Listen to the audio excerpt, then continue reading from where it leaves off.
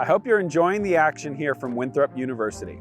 I wanted to take a chance to highlight some of the charitable contributions that the United States Disc Golf Championship has been able to make in its 22-year history. The Educational Disc Golf Experience is a program that introduces school-age children to disc golf all over the country. In any other year, we'd have hundreds of them here today, throwing some putts and watching some great professionals play. The USDGC has been able to contribute over $300,000 to the EDGE program. For more information, you can visit their website right here. Throw Pink is an organization dedicated to the fight against breast cancer and also to providing opportunities for women and girls to experience disc golf. They host clinics and tournaments all over the country. For more information, you can visit Throw Pink right here.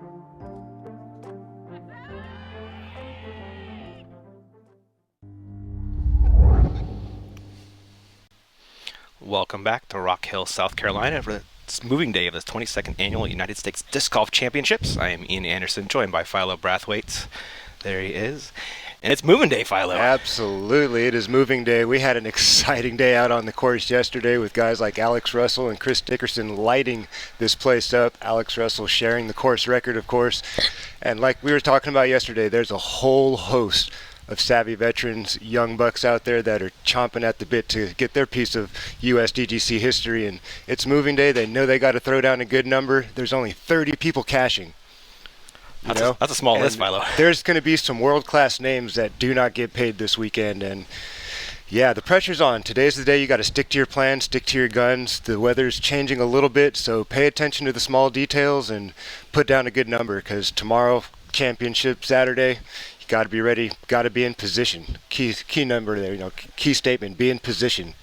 So that's what today is all about. Yeah. So let's swing it on over to Nate. He's got a few, things to talk about.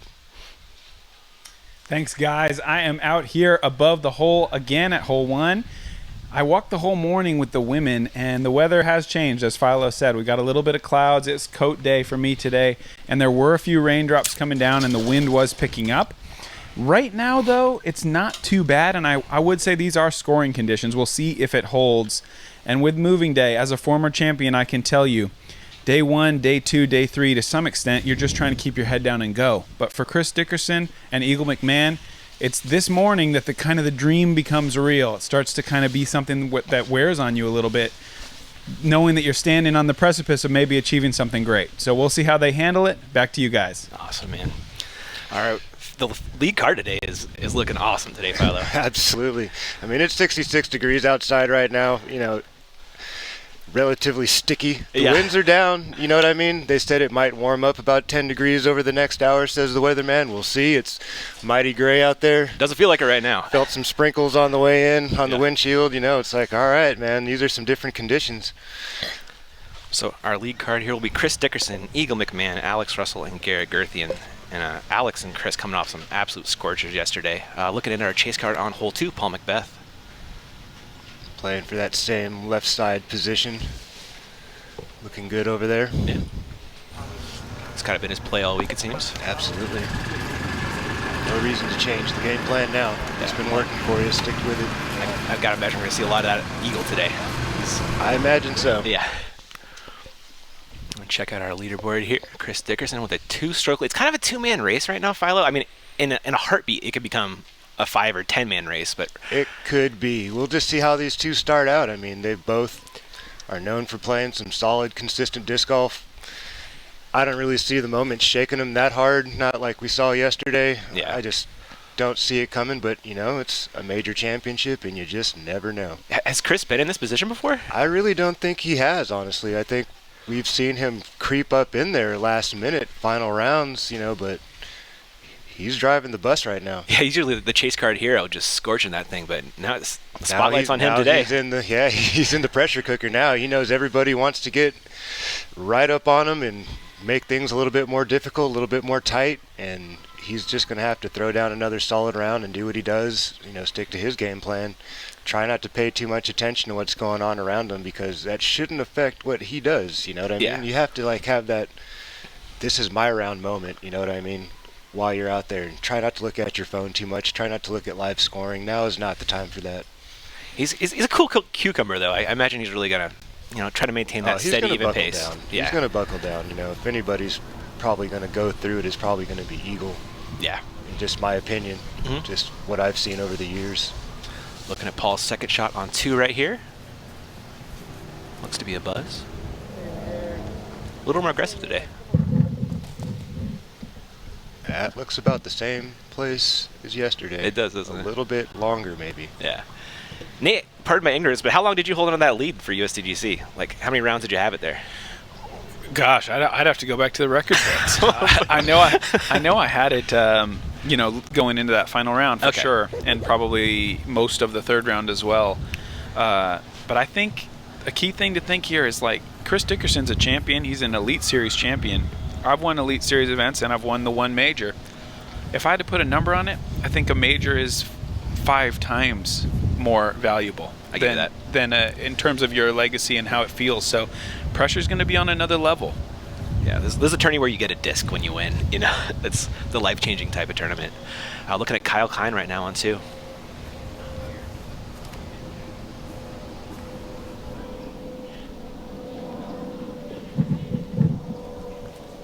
Wow. That boy good. That was buttery. We're going to be seeing a lot of him over the next couple of years. Oh, are you kidding me? This kid's got a long career ahead of him. He's wise beyond his years. Talented. He's still got a lot of body to grow into. He's a young man. Like, this is our early stages, and he's been super successful. It's impressive to watch. Yeah, it really is. Somebody told me last night he learned how to play disc golf from watching Simon Lizotte YouTube videos. I'm not surprised. I mean, that is such a tool for the young player that did not exist when. I didn't have that luxury at all. Like, I had to watch him in person. You want to go find the perfect swing, you got to go find it in person, right? But now I had to get on tour to find the perfect swing. No, I mean I had to learn from watching these guys. I got a 2001 Worlds VHS for Christmas. Wow. So pop that in the VCR and try to learn something. You get that from Chuck Kennedy, or? It came. My parents ordered it. I don't know. Got a Christmas present. VHS 2001 World Championships. Wow. Take a look. See what you can learn. Too cool. Getting a look at our lead card here, milling about on hole 1. There's Garrett Gerthy right there. That's quite the shirt. Absolutely. Sonic. Oh, nice for his Sonic disc he's so famous for throwing. I always love when he busts that thing out. Something cool is about to happen. Yeah, those custom jerseys. I'm assuming Garrett Gerthy's doing his own little branding there. Dig it. I imagine he's probably selling those things. You should probably holler at him if you like it. Double G, 88% fairways through the tournament. I mean, that's definitely going to get you in lead card position if you're not throwing them OB. You don't have to shoot lights out to be successful here. Yeah. You just have to be consistent, Keep it in bounds. And like we talked about, Anthony, Garrett Gerthy on that list of just premier throwers of the disc in the game right now. Absolutely. His arm speed is unbelievable. 80-mile-an-hour pulls on the regular. Another prime example, I think we touched on it yesterday about, the next generation watching the YouTube. And we saw it early this year with Jackie Chen, bring it up again. It's a spitting image of Paul Macbeth in motion. You know what I mean? Dissected and watched every clip he could and learned as much as he could. And just look at the guy's game. It speaks for itself, Another young talent. Hopefully they can get him over to the States. He can play some events. Great. Man, look at those fairway hits from Eagle. 98% Philo. Wow. That's staying within the game plan, staying calm, keeping things relatively stress-free. He even left a couple strokes out there yesterday with a couple putts that he's usually good for. And still it's hard to touch them all. You know what I mean? It's hard to touch them all, but, he's getting it done. Alex did it. But that was incredible. Nice putt, Paul. That's what Paul normally does. Yep. Makes it look like a 25-footer when he's 37. If you guys haven't watched the WNC this morning, go back and watch the replay when it comes out tomorrow. Cat hit an incredible putt on this hole. The ladies have been playing this course with some fierceness. Smashing it. There's Nathan Queen looking on. Got Ezra. Oh, for birdie. Dealing with the sticks here. Hopefully not too in the way. Turns out they were.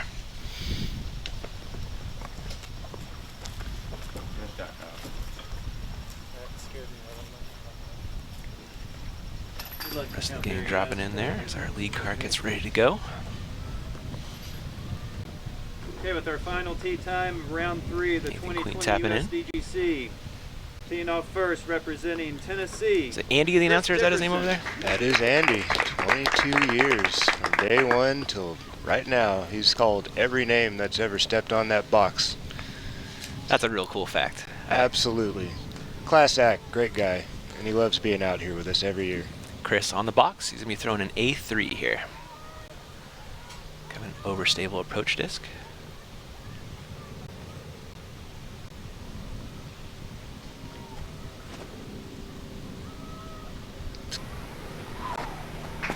Wow. That's got to simmer down, simmer down. Well, he's well within the circle. Might be a slightly obstructed putt there, but, you know, hopefully nothing too stressful for him when he gets over there. It's an uphill putt. The wind's at his back. He should be okay. FD3 from Eagle McMahon.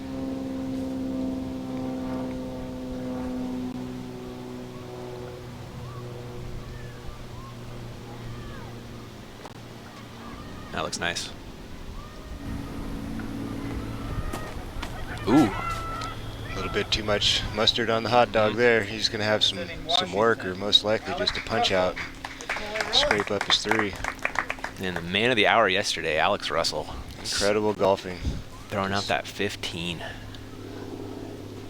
Let's see how his nerves are going to hold up today. He's reaching for a Gator 3 off the tee. Very overstable mid-range. Fantastic disc. That nestles, that's going to be great. Excellent shot. Alex is good for those. This his first major lead card. Is it? Congrats to Alex Russell on that. That's too cool. Double G.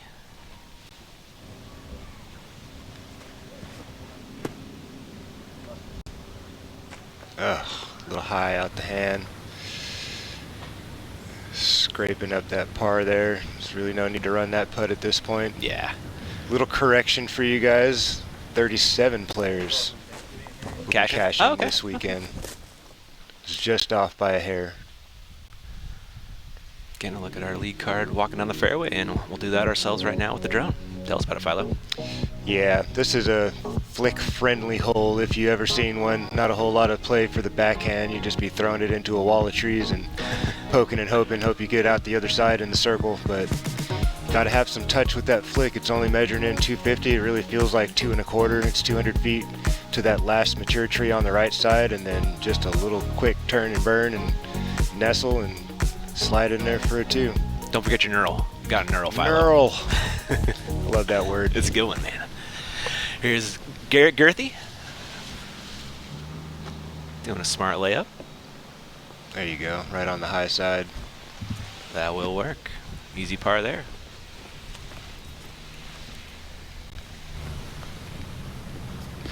See these guys walking with their umbrellas prepared for the worst. I don't really think it's going to come. I hope not for their Forecast, sake. not for today. I think we're going to get lucky today, and if anything, it might be just a few little drizzles here and there, but I don't think anything substantial is going to fall. That would really change things. Oh, definitely. You know, footing, weather drops, gets cooler, the wind picks up. Oh, Eagle got a little farther in there than I thought he did. Yeah, he punched in past the circle, so he's probably just looking for a little window. He's throwing it upside down even. A little more Sexton golf right here. Playing smart, Nate.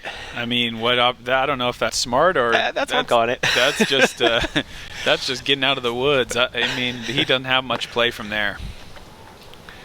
He'll take his par, which is, we see a decent amount of those on hole 1, despite the short distance. Although Chris Dickerson looking for a stroke on the card to stretch that lead out to 3. Give him a little cush. Anytime the leader can get an extra stroke, I mean, wow. Yeah, that would be huge right now. Yeah, great round starter. You saw AB falter from just a little farther back yesterday as the leader. Hopefully the pressure does not get to Chris here. Robot chicken. Right in there. That's the way to start the moving day around. leader. All the other guys don't get there, and well, Alex is in the neighborhood. I forgot about Alex. Yeah. But your main competition. Yeah. Rather. Yeah, he's probably more focused on eagle right now. I'm sure he is. It looks like the wind's picking up a little bit. A little headwind putt for Alex. Yeah, that man is so solid on the green. Absolutely. He's got a solid game all around. You know, he throws the backhand drive as well. Obviously, he's got a very strong sidearm game. He's smart around the green. You know, he's got a, I would say, a pretty simple game, but he's very efficient. Yeah, he's always throwing the right shot for the hole, never forcing anything, which is a luxury. That's what golf is supposed to be about. Yeah, throwing the right shot.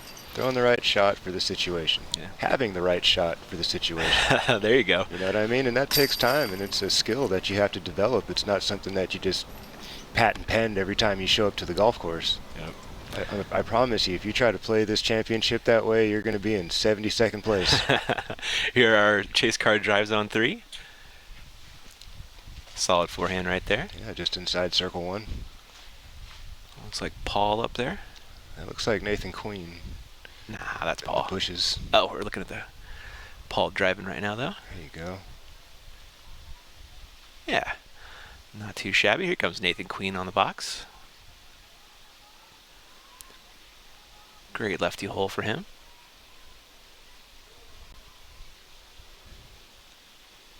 Huh. A little early. Yeah, it was. And I believe this is Ezra right here. That's looking pretty. All right, back to Paul here putting for the 2. Looks like he threw his big Z Luna again. It's a guy that's also been sticking to his plan. Hasn't gone as well as Eagles' plan, but he's sticking to it. Yeah, another uncharacteristic miss. Yeah. Gonna need every one of those to get back in this thing, Philo. Nate, talk to us about 2. Hole 2, our first par 4. You've seen it before. It's kind of that low ceiling drive. You want to push as far as you can up into this open field to set up either the shot over the parking lot or the flat putter or mid-range staying over the grass. The closer the better with those sticks waiting for you. You got it. I got a couple reports from out on the course early. Zach Johnson, 4 under through 4. Wow. Will Schustrick just made a 49-footer on the treacherous 8th to move to 5 under for the day, and Ricky Wysocki even through 4. Ooh, that's a weird one. Dickerson on the box. We throw in an FX2. Fairway driver.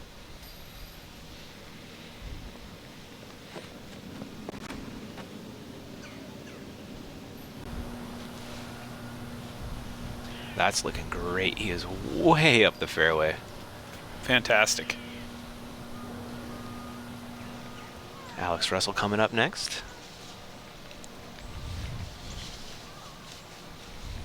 Alex is throwing his boss, a little forehand line. The Portland Open a couple years ago, I saw Alex Russell throw the craziest forehand I've ever seen possibly. I know the shot you're talking about. You do, right? That crazy Annie, when everyone throws a backhand hyzer, and he parked it. Just unbelievable. He's got crazy technical skills with that forehand. And that's in prime position. Absolutely. He kind of reminds me of you a little bit, Nate. You know, like, he's always throwing the right shot, whether at forehand or backhand. Well, we're both from Washington, and yeah. I think he kind of came up, during some of the times when I was playing around up there. Yeah. So, I think I respect his game big time. I mean, how could you not, right, after what he did yesterday? Eagle McMahon, that's that PD. Pushed it way up the fairway yesterday. Looks a little too turned today. No, that's fine. I mean, it's fine, but it's not getting as far as yesterday. No, I mean, anywhere in that, open space up there, past that brick house, and you're in prime time position to score. He called it. It's when you don't get past the row of trees, you know what I mean? That's when things start getting dicey. Is Gary going roller? Nope. Nope, just an air shot. Punches through. That's a fighter. Double G power. Yeah, it helps when they're going that fast. Yeah, absolutely. He's got 78 and 80 miles an hour of arm speed. You're definitely going to be crashing through some stuff if you don't hit it solid. He's never one on my list of guys who does not look like they're throwing hard, and then it just booms. Kyle Klein. We'll get a look at here on 3 for the 2. Nice one there. Starting out with a hat trick, the Yeah. youngster from Michigan, showing he's ready to play some golf today. Well done there. Looking at our chase card here on hole 4, Ezra Adderhold on the box. That was a nice smooth swing right there. Really not trying to muscle it. That was not the kick he needed. Oh, but that no. got a great second kick. Great second kick. That was heading into no man's land. Yeah.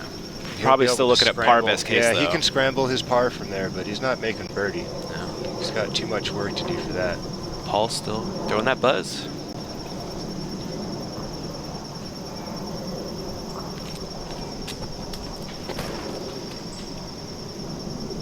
He's got the right shape. Let's see if he's got the distance dialed in. There you go. That's nice. Better and better each day, right? Yeah, that's not. That's the spot. ideal. Yeah, I mean it's nice to be down the hill, then it makes shaping the shot a little easier. But you know, I like that high level to the level that you're throwing to. Yeah. That's just me. Real nice. Looking at Alex Russell on 2. Looking at his second shot.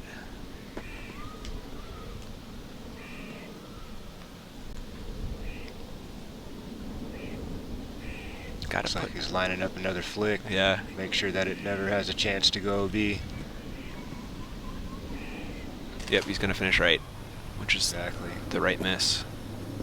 A little bit early, but it's safe. I'm sure he's thinking I could have pushed it out there or flattened it out a little bit more, but then you risk hanging it out and catching a curb or something like that. So safety first. Absolutely. Rely on your putting game. You're a great putter.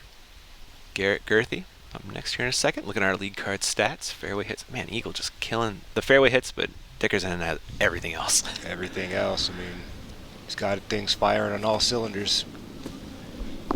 Garrett with the forehand. That's leaking way early. He's safe there, Nate, right? Oh, yeah. Okay. Plenty safe. How far back does that OB end? At least 100 feet. Okay. That's fair. I like that. Eagle up next. A little farther out than he was yesterday, but still definitely manageable. Absolutely. He's inside 300. Not a whole lot of danger taking it out over the parking lot with his sidearm skills. He could play the inside line if he wants to and just ensure the disc stays over safe land the whole way, but you know, we'll see which option he goes for here. Oh, it looks like he was thinking about the forehand. He had that FD3 in his hands, but he's gone to the P3X. Just needs to stick with looks his like, game plan, yeah. whatever he feels comfortable with, you know. Yeah, just throwing that putter of his. He's been throwing on the same one on 3 a lot. Yeah, it's a low ceiling, so he's got to shape it well, and he can't overpower it.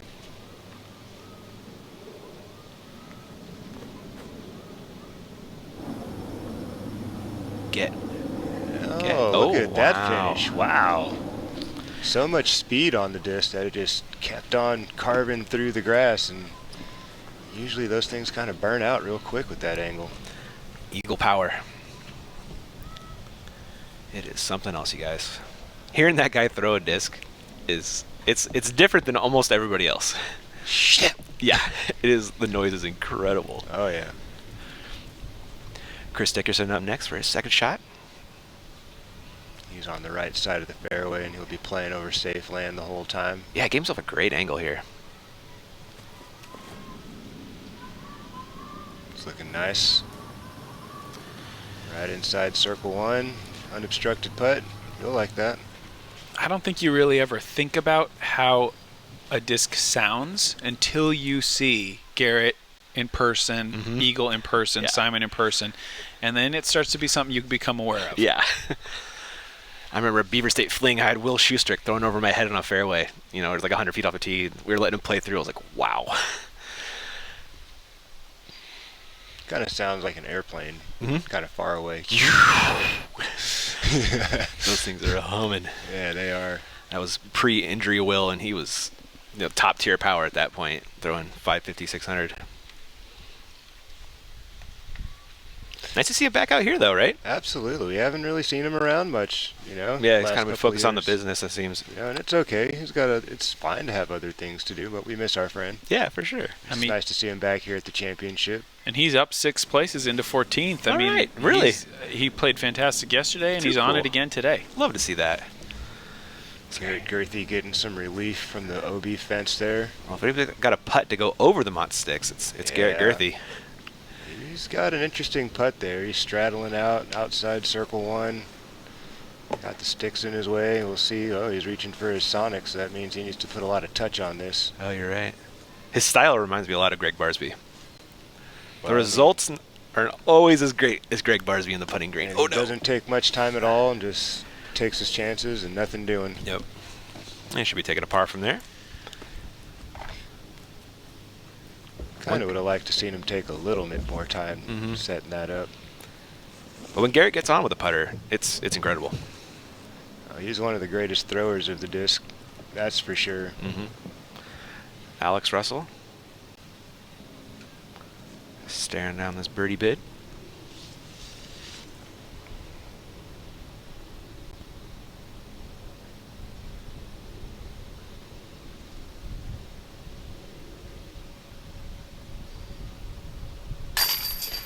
Cash. Nice to see him still hot, you know, after yesterday, you know. That was a great one. That's a lot of birdies. You know? Yes. Incredible. I mean, got 3 pars in the last 20 holes. He's at the same score as the winner was last year on 2 holes at Is he really? Day. Yeah. Wow. I mean, it's incredible the numbers dudes are putting up this year. Dickerson for another birdie. Man. And he has what? 1 less birdie than Alex over the same span? Something like that? I think 2. Yeah. Because he had the bogey, he had right? the bogey That's on right. hole 9. Yeah. Bogey and 2 pars. Eagle? He's doing the stagger stance, so he must have a clean look at it. And yes, he does. No problem. Nice recovery hole after being out of position on hole 1. Yep, keeping Chris's lead at just 3 right now. And here it's Garrett going to clean up the solo par. Yeah, Nicely now done, it's sir. not the time for him to start worrying or freaking out. They still got a round and, you know, almost 2 full rounds to go and lots of things to happen. Getting a look at Paul on 4. This is his 2nd shot approaching the green. Oh, he likes that spot, Philo. 2 times out of 3 rounds he's been right there. Actually, that's even worse. That is, isn't it? Oh. Yeah, he's going to have a hard time making a run if he's not capitalizing on key holes like that when he's in prime time position. He's just got to get there. All right, we're going to take a look at hole 3 right here. Solid forehand hole, Nate. Sure is. It can be a lot of things. Yeah, it really can, yeah. You just angle control. I really like the look of that slightly overstable mid-range that a lot of guys throw. If you can just bring it just inside those bushes on the right side. But absolutely, the forehand's a great option too. Just throw it down that hill, get your angle right, get your speed right, so you're not going to skip towards any of that hazard. Yeah, really just a fun hole to throw. Always love a good downhill hole. Make me feel like I'll throw a little farther than I do. Key thing is to shape your shot to the grade of the hill in front of you. And Yep. all these guys are pros at that. I mean, we all understand that, but you know, for the people at home that may not be so savvy at that, you know, and these guys are throwing downhill, look at the way they're shaping their swing. They're not just casting it out 15 feet over the basket. You know, they're pushing that nose down by shaping their body more in a downward trajectory. Yeah. Just take a look at it. I always do like a high reach back equals like a low throw. It should, Yeah. absolutely. Kind of mirrors your angle with the reach back. Chris Dickerson on the box. I'll be throwing a PA3 here, which is a putter.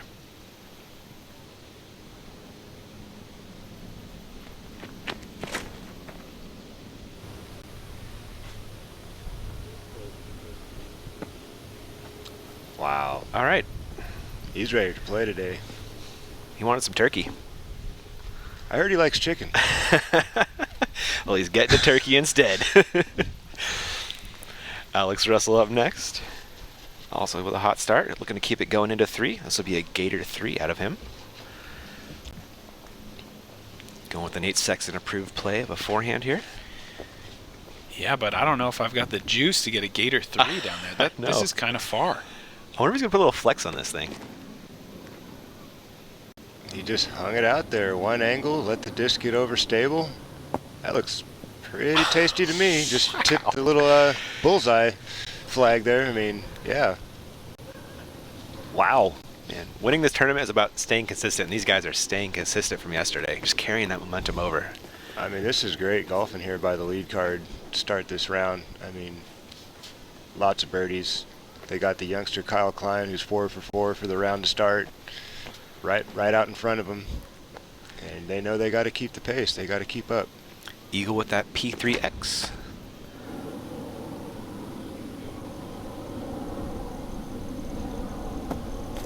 Beautiful shot. Yeah, on the dance floor. About 6 paces off the basket there. Made almost that save putt yesterday, I feel like. Garrett Gerthy up next. Looks like his Color Glow Rock 3. Loves that thing. Yeah, this would be a great hole for him to get his rhythm going here. Yeah. He starts the round with a couple of pars. See if he can get one down there inside circle 1. Oh, was that leaking left? It's got to go. It surely was, Ian. Good eye, man. Dang. Yeah, just didn't seem like he really committed to that. Agreed, yeah. And we're going to check out our top 10 hot scores of the day right here. Stevie B. Steve Brinster, yeah, I had a great chat with him the other day. Johnny McRae. Whoo! Scorching. Rising up the board with a 7. Nice, man. He's making some moves. 7's a good number out here. Emerson Keith, James Conrad making a little fight, trying to get back into the mix. Right now he's in the cash. Kay Jones? Kay Jones. Having a good one. Through 9 even for Kevin. All these guys can play. Yeah. You know, there's not a name out here that hasn't shown that they have the ability to shoot solid rounds of golf. Yeah. It's all about who can get hot and stay hot, right?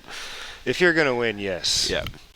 You know, and we talked about this at the beginning, you know, like winning is different for everybody. Some guys didn't even come out here with that, you know, thought in their mind, like, I'm going to win this tournament, you know. Cause that's true, huh? Yeah, they're happy to qualify, right? Winning would be 20th place for me. Winning would be 15th place for me. You know what I mean? And if your goal is in that realm, it just takes being consistent, having a solid game plan, minimizing your mistakes. If you're one of these guys, then you can push the envelope a little bit more. Maybe you know the boundaries a little more. Mm-hmm. You've been in this situation many times.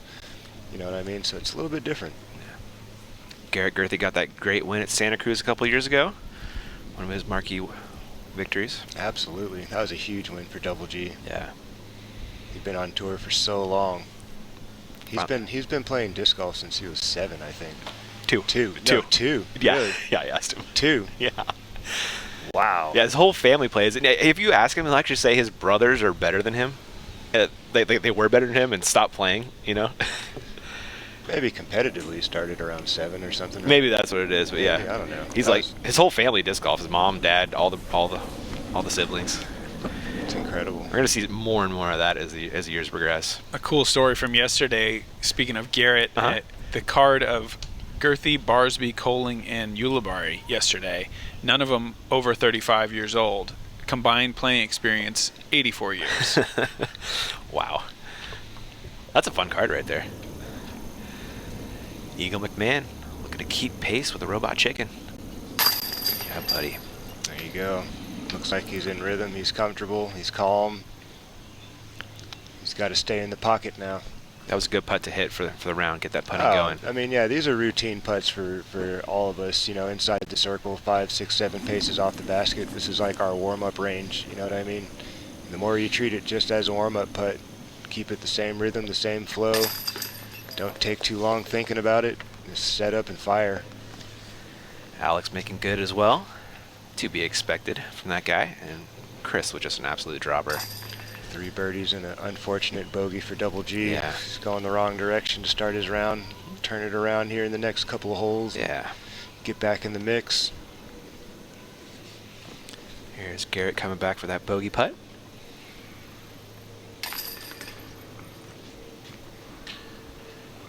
That'll work. I think with the way that Chris and Alex played yesterday, and them both coming in perfect through these first 3, they just give you the impression they can't make a mistake. Yeah, it feels like that, doesn't it, right now? Yeah. Yeah. Taking a look in at hole 4, only 24% birdies. We kind of talked about this before. It's one of the tougher par 4s, you know, hole 4 and hole 8. Those are the 2 tough ones that you got to shape really nice shots to make the birdie 3 a bit more easy or simple on you. Yeah, getting around that Mando tree, positioning, so crucial off the tee. Some guys are going to try to push it a little harder to get around and have the, you know, the more accessible flick from down below.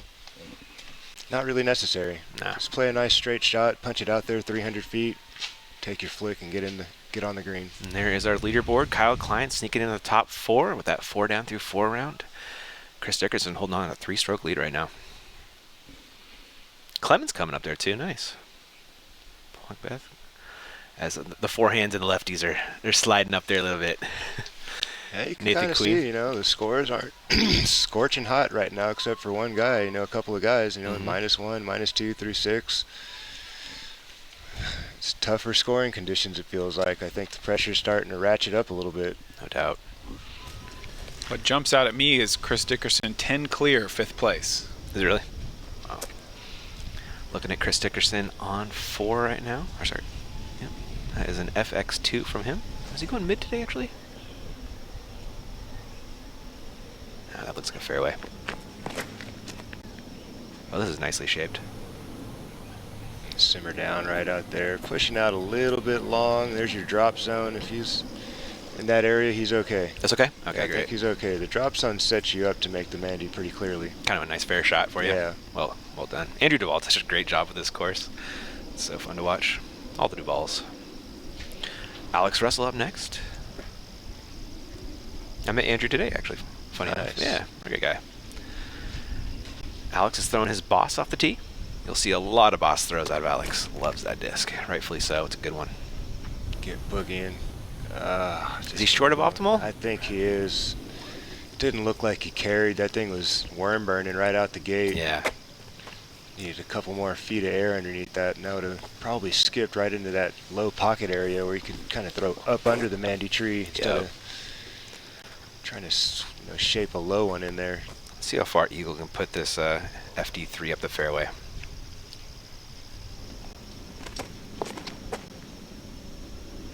That looks great. Did you see that stat? I missed it.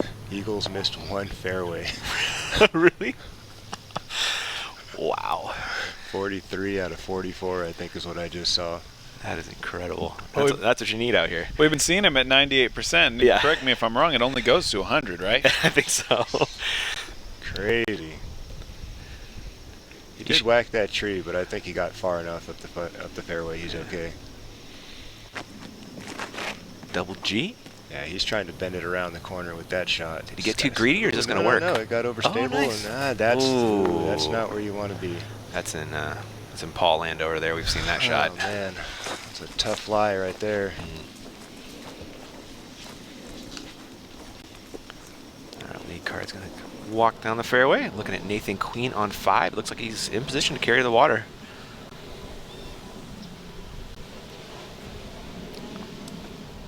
Taking a couple extra seconds to think about this one. See how greedy he wants to be.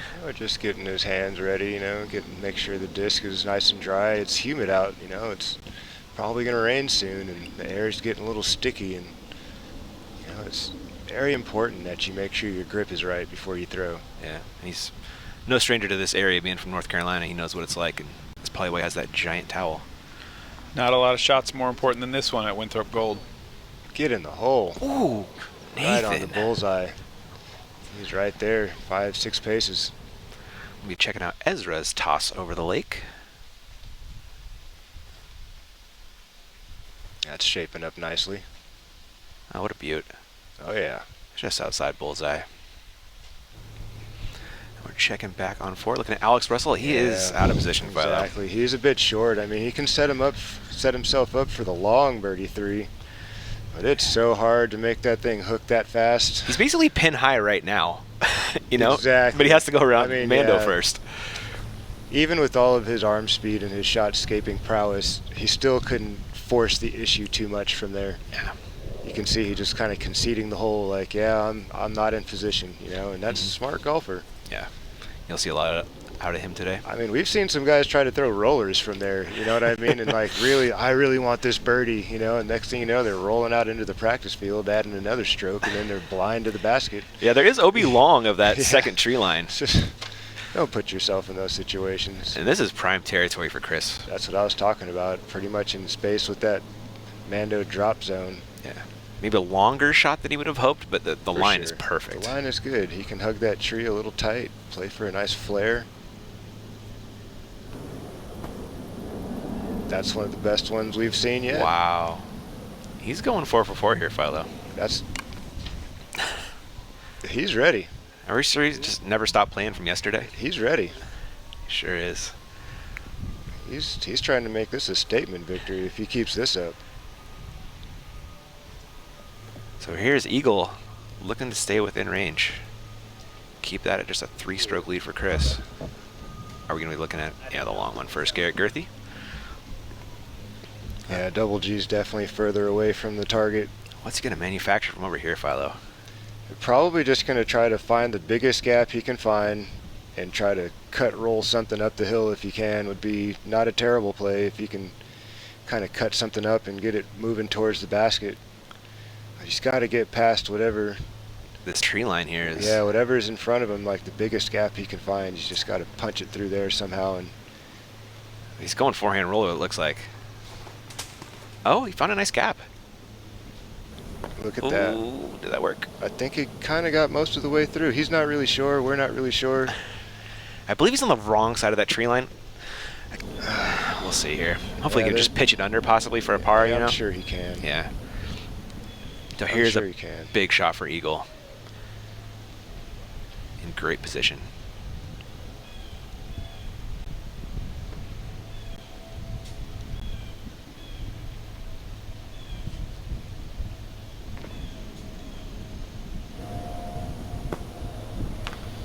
Little heat. Yeah, just dot. We see a lot of putts out of those trees, don't we, Philo? Yeah, it's a tough shot. You know? It is. Looking at Kyle Klein going across the lake right here on 5. Wow. What a beaut. Gonna have two guys going 5 for 5 here shortly. We are, aren't we? See what Chris Dickerson See what he does. can do. I mean, Here's Ezra cleaning up his birdie. That was a great across the lake shot from him. Almost the whole card, it looked like, honestly.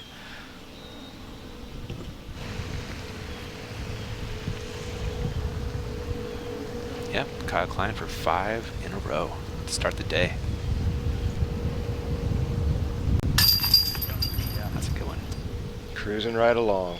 So here's Alex just doing what he can, which is getting in position for his par. Perfect. Yeah. No stress par. Again, keep your heart rates down. You make a mistake, you're playing for par. That's the name of the game out here. Don't let things get away from you. You can only make one mistake per hole. Try not to have any mistakes, obviously, Yeah. but I mean, if it's going to be a mistake, make sure you make it in a place where you can still get your par. So yeah, it looks like Garrett Girthy is under on the wrong side of those trees. See if you can find a way under them. Searching for something. Just maybe slide a disc upside down, or I'm sure you can figure something out under there. Is it legal to like put the disc on the ground and shuffleboard it through? Upside down? I don't think that there'd be any problem with that. It can be touching the ground. Yeah. As long as you got your holding the hand on disc, it, you yeah, only and you touch it one time and let it go put once. your 2 fingers inside the rim and just like Scooby it. Scooby it upside down. I think you just invented a shot, my friend. Maybe. The shuffle shot. Pretty good, but I want to make sure someone's eyeing it. Garrett's trying to figure this out. It's a short shot, but you just don't want to make a mistake. Have it come No, bite you later. You definitely don't want to hit the first thing in front of you and don't progress out to the open. Looks like he's getting some stance assistance from his card. Always nice to do that, you know. For sure. If you're Keep uncertain. it legal. Make sure Yep. everybody's cool with what you're doing. No, There he is. not too bad at all. Apparently he had plenty of room. Sure did. That'll work for his par. We got a couple birdie bids coming up here from our top 2 guys. Yeah, let's see how obstructed their putts are. It looks like Eagle's down on a knee again inside the circle. Yeah. Low ceiling. Seems like at least one guy has had one of these putts every round. I mean, we've seen Paul in this situation all 3 rounds. That's right. These guys are some of the best sidearm players in the world, and you can just see how touchy it is to sneak into prime position out here on these greens. Like this green isn't even circle wide, right? Was it 20 feet wide in between trees or something like that? It's 25. Yeah. bullseye's 3 steps. Take 2 more steps and you're in the woods. Yep. Eagle for birdie. Going to keep this thing close. Butter. That's great. Solid focus out of Eagle McMahon. Going to stay within 3 of Chris Dickerson, who played this hole very well. I mean, he could miss this putt, but he's not going to.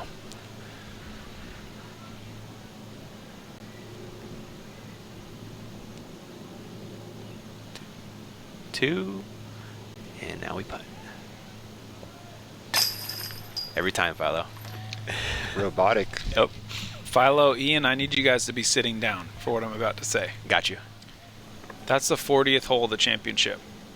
And that marks Chris Dickerson's 32nd birdie. That's insane. And those are numbers that are going to keep our course designers up at night. Yeah. Like, that's too low. Yeah, it That's is. If he keeps this pace up, I mean, scoring record, say goodbye. Yeah. Oh, yeah. I called it, man. At the beginning of this broadcast, I said guys are going to shred Winthrop Gold this year. Yep. It is in prime time, stress-free, go get it position right now. And the conditions have been perfect practically for They the really 2.5 have. rounds so far. You know what I mean? Almost 2.5 rounds now. And yeah, the guys have been playing at such a high level all season long that you knew the level would be up here as well. Yep. Walk us through 5, Nate. It's one of the signature holes in the whole place. It's a par 5 all the way down the lake. You got 2 chances to make aggressive shots, whether you do it on the first or the second, kind of up to you. Get as close to that water as you can and as far up forward to make that crossing shot as short as possible.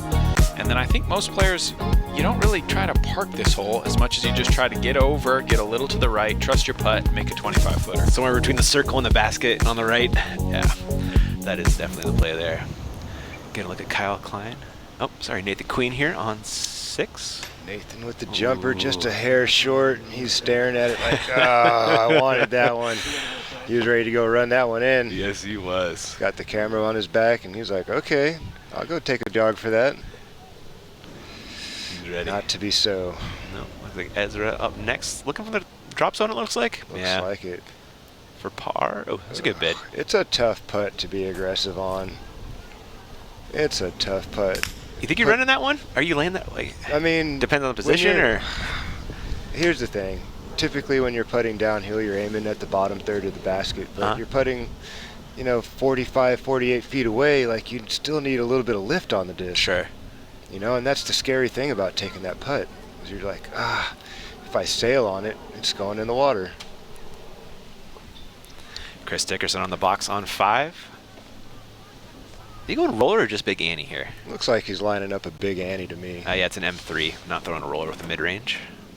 That's a little low and a little cut. He's not going to get quite as much out of that as he wanted. Yeah, that's kind of what I saw coming right out the gate. Didn't really get the air under the disc, and Yep. that's what happens when you throw Annies 5 feet off the ground. Yep, Annies go down, Heisers go up. Got to get some air underneath the disc and let the disc work. Eagle reaching for that cloud breaker again. He's been putting this thing way down the fairway with that. Yeah, he's been pumping it with 385, almost 400. Exactly. Aiming at those 2 bushes out there, knowing the disc only wants to turn right. Yep. And just a one-angle shot out of Eagle. That's the smart way to attack this hole.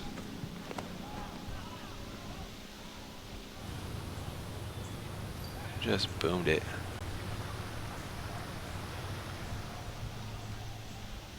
There you go. Yeah. How's that set up for the forehand on the second shot? Is it worried about that tree out there, or is it not a worry? He doesn't even need to do that. He could just take his putter or his mid-range and pop that thing past that big mature tree about 85 feet, and it really doesn't matter if he's close to the water or not. If he's center cut fairway, he's in optimal position for the water crossing shot. Alex up next. I believe that's a boss out of him. Yes, it is. I wonder if Alex carries as many bosses as I do rocks.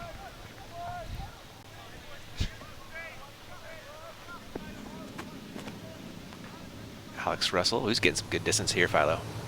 Yeah, he burned it over a little bit. He's probably going to be right out there with Eagle. Yep, there you go. He just skipped Bounced off it. right off of his Yeah. top of his disc. Yep. And Garrett Girthy, I got to imagine we're going to see a backhand mash out of this guy.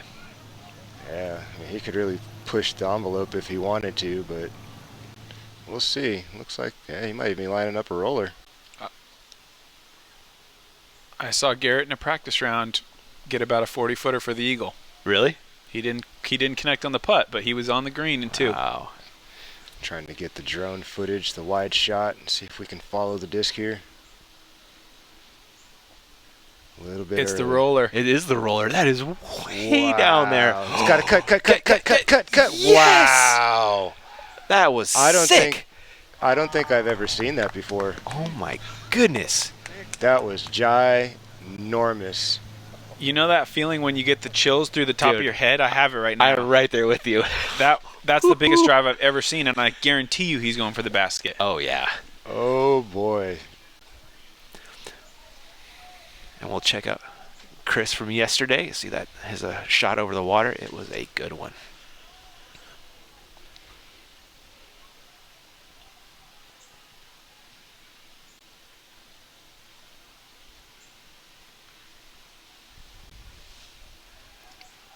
So pretty. Spot on. I mean, don't bump your head on your way to the, getting your disc, man. I mean, what a shot. God. I mean, he's slightly out of position at the moment. He's way back off the tee. He probably is. got 2 1/4 out of that. So now he's got to push one down the fairway, a good 400, to really get himself back in position again. Yeah. We'll see how aggressive he really gets here. He definitely has the distance to overcome the mistake, though, and get back in position. Back on the plan. I mean, all of us out here at this pro level do. Yeah. We all have the ability to carry 400 feet. I think that's kind of the majority of us, at least 380, 385, somewhere in that wheelhouse. And some guys can push it a bit further. And really, the shot that he needs is about 400 feet right now. He doesn't need to try to go much further than that.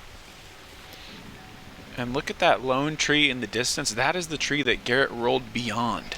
Incredible. I really think it's the biggest drive that's ever been thrown. I've never heard of anything up in that area. I can't wait to see when my Bushnell range-finding crew finds out how far that one was. Watch the recap tomorrow to find out. Well, the hole is just over 1,000 feet, right? It's 1,025. Yeah, and I would say he's maybe under 450. Close. Yeah. Yeah, that's huge. Over 600-foot roller.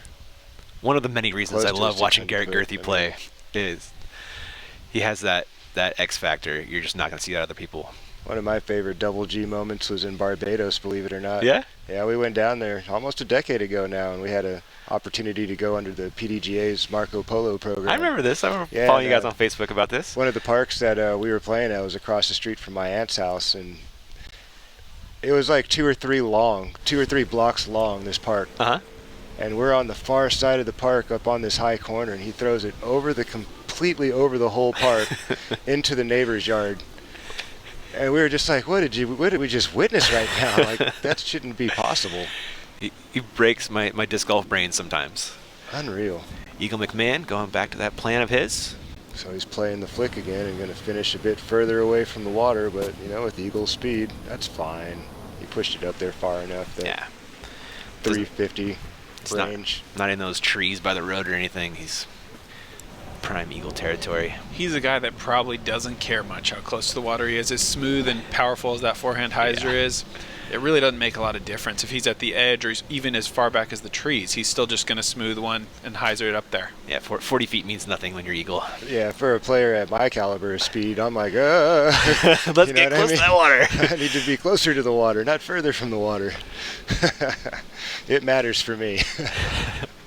Looking at Alex Russell right now. His second shot after that monster forehand drive. You throw the forehand past Eagle's forehand, you've done a good thing. That needs to hook up. That's got to hook up. Get out of that stuff. Oh, that's fine. He's got enough forehand speed to carry that. Yeah. I'm sure he would have liked to seen that drag down just a little bit more, but safety first. Safety first. Looks like the conditions are kind of lightening up a little bit out there. Yeah, it was sprinkling earlier. It was. Kind of seems to be Feels chilling like out. it's even warming up a hair, too. I'll take it. It's cold out here. Chilly start to the day. Getting that beautiful drone shot of our lead car walking down 5's beautiful fairway. I need a little more advice from Philo on keeping my heart rate low, because what Garrett's about to do has kind of got me buzzing. Oh, yeah. I cannot wait to watch Deep this breaths, thing. man. Deep breaths. Thank you. We got albatross opportunity right here. That would be You know? something else, man. There's He's already got one. If he does it to us like that, yeah.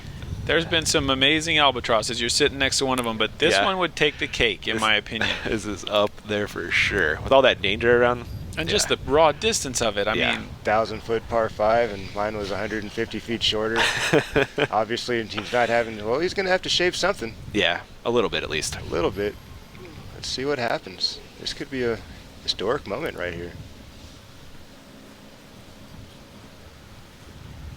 Nice. There's double G for albatross. Let's get it, G.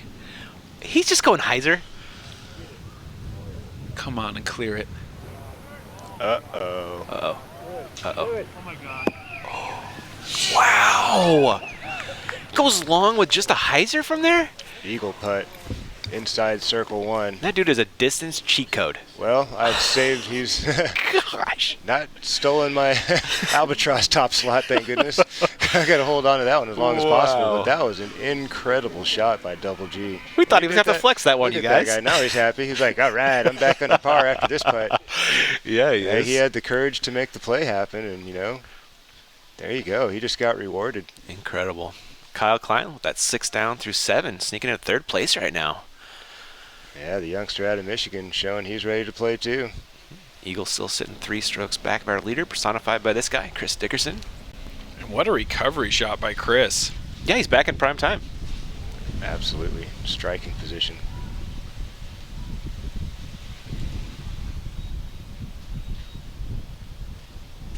It looks like he's even throwing a mid. There you go. Hook up. Yeah, Hook up, that's hook a up, mid. hook up, hook up, hook up. There you go. Excellent. Well, he's circle's edge. That's right in his wheelhouse. He can do his little step over putt if he wants to. He put it a foot outside to get that stepper. He really likes that play. I like watching him go in. DJ Heck yeah out there with him. Yeah, and our speed gun rangefinder crew out there, Corey and Sean, doing some great work. There's Tomcat, Thomas Gilbert. Canada's greatest player. He sure is, man. That guy is a talent. So here's Alex. He's pushing the 400-foot range to the target. We'll see how aggressive and how much he hangs it out over the water. If he cuts the angle a little bit tighter and plays for safety and gets more of a 30-foot range putt.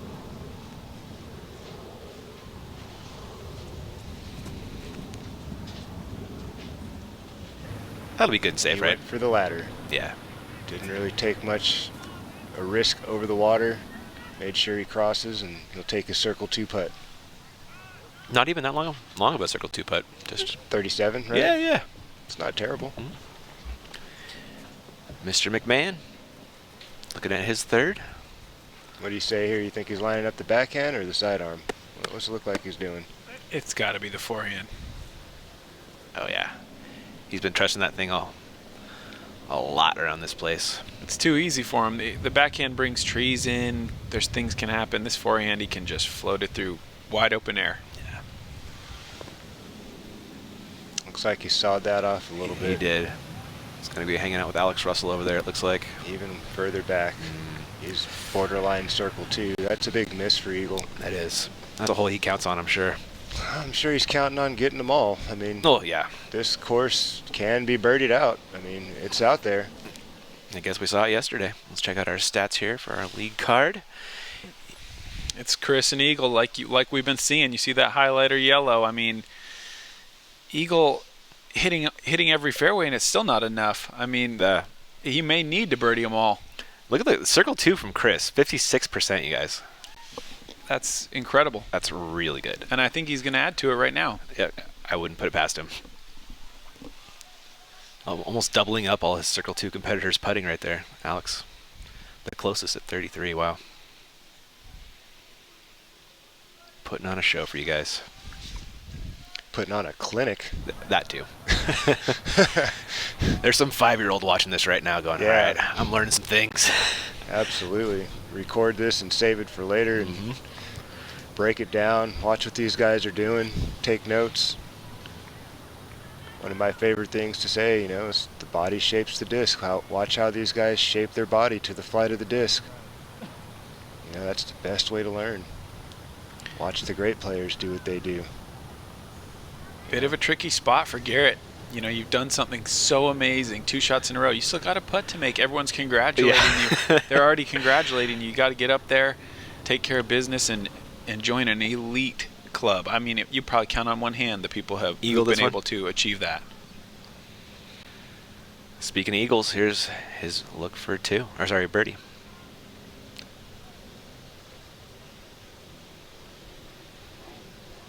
Oh. Just not enough go on that one. Maybe the wind pushed him over a little bit or stalled him out. Either way, he'll be walking off this hole with a par, leaving the door open for Chris to gain yet another stroke on him. Yeah. Man, cushions are just extra important out here. You need to carry at least like 4 or 5 into 17 to feel comfortable, I'd imagine. Maybe more. You know, as many as you can get. Here's Alex Russell outside for birdie.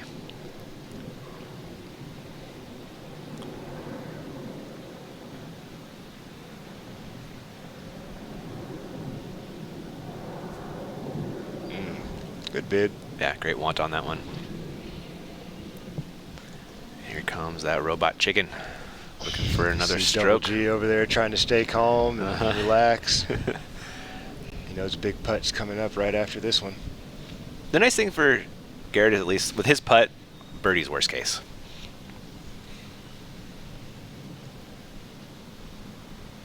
One, 2, 3, and we're ready.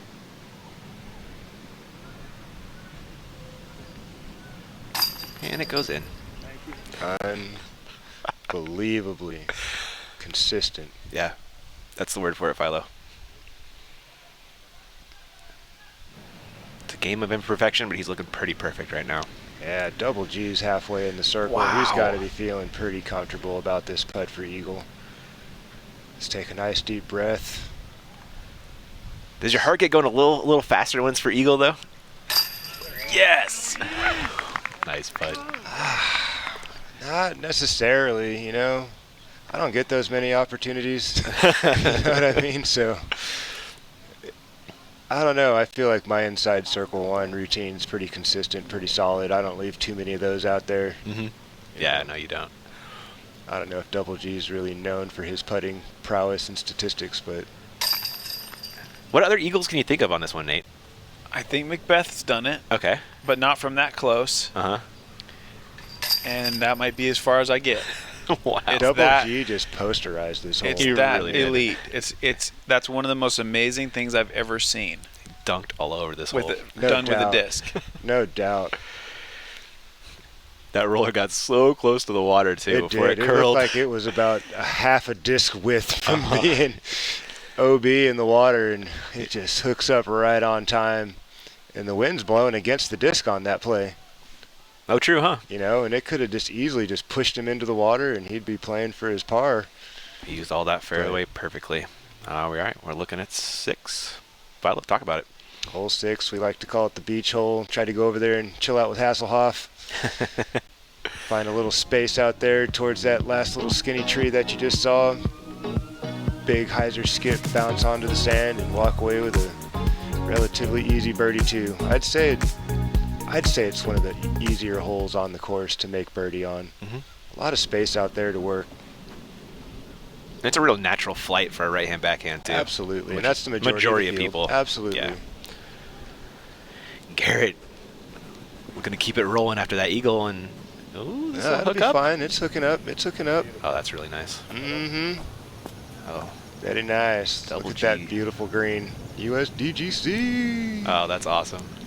Super cool. Nice work, fellas. Yeah. Spotters get bonus points for that one. Chris? Throwing an FX2 here.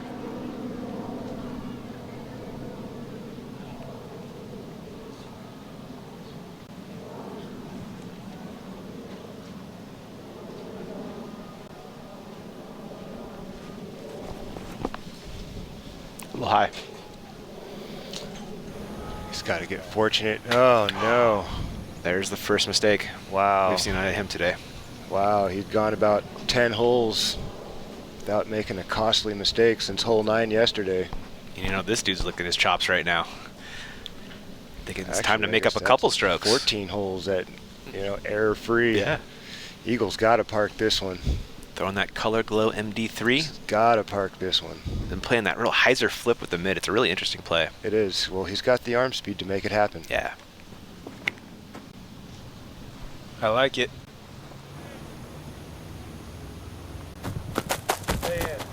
Oh, no. Wow. Unbelievable.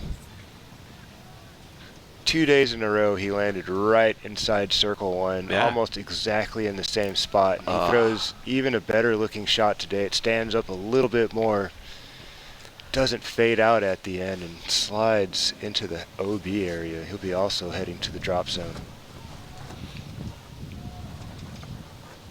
Alex throwing a Thunderbird. He agrees with you, Nate. Weren't you saying this is a germ bird hole? For me, it is similar to that. Looking to swing I it like wide. that line. It's just got to hook up. Hopefully the wind will give him a little help, and there it is, but over just there. not quite enough speed to make it to the beach. Not the worst angle on the putt, though. No, it's not. He'll have a little bit more space behind and to the left than if he were, further Right. up. Mm-hmm. And we'll get a look back at those misses from our lead card. Uncharacteristic. They have been playing just so much mistake-free golf. Oh, no. Yeah, you could just tell that was just early, too overstable. Yeah. Really did not have a chance.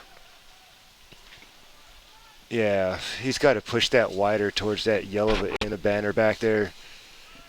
Keep it a little straighter and let that overstability show up a little bit later. And here's what that MD3 Eagle pole just flipped up a little more than he needed to. Yeah, it was hooking and stopping right there, and that just is an extra 40 feet. And look at all the Gosh, spin on that it's disc. still man. going. Yeah. Wow, And we got some big putts from the drop zone coming up right now, you guys. big time. Big shout out to all the volunteers. Usually we have a huge contingency of volunteers. I mean, when we have our opening ceremonies, the whole perimeter of all of us in that room are surrounded by the volunteers. Wow. And we didn't get to honor them, like we normally do, but the Golden Rake was awarded to the Willis family and John Nichols.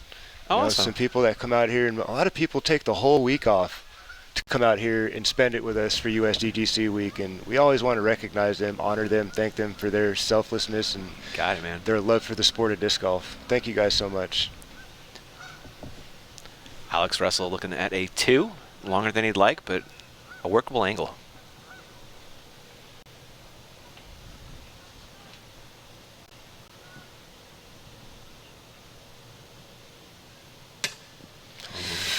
Ooh, solid bid. Sure Just was. Didn't drop fast enough. Right on that chastity belt. It's kind of funny. Sometimes we're so accustomed to putting on flat ground that our bodies are just kind of wired for a certain release point.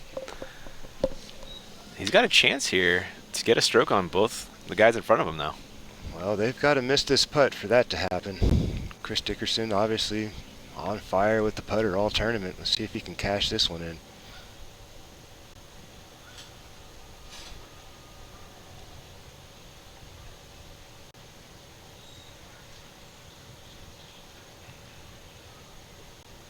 Not quite enough speed. Great line. Little tentative there with that water I mean, behind. Exactly. You're Yeah. just trying to have that thing dive in over the front. I mean, Yeah. you The can margin for put- error is smaller on a you putt got like to hit that. a whole lot of chains to not go past it, right? Yeah. So we understand why we saw what we just saw. Eagle, his version of the same.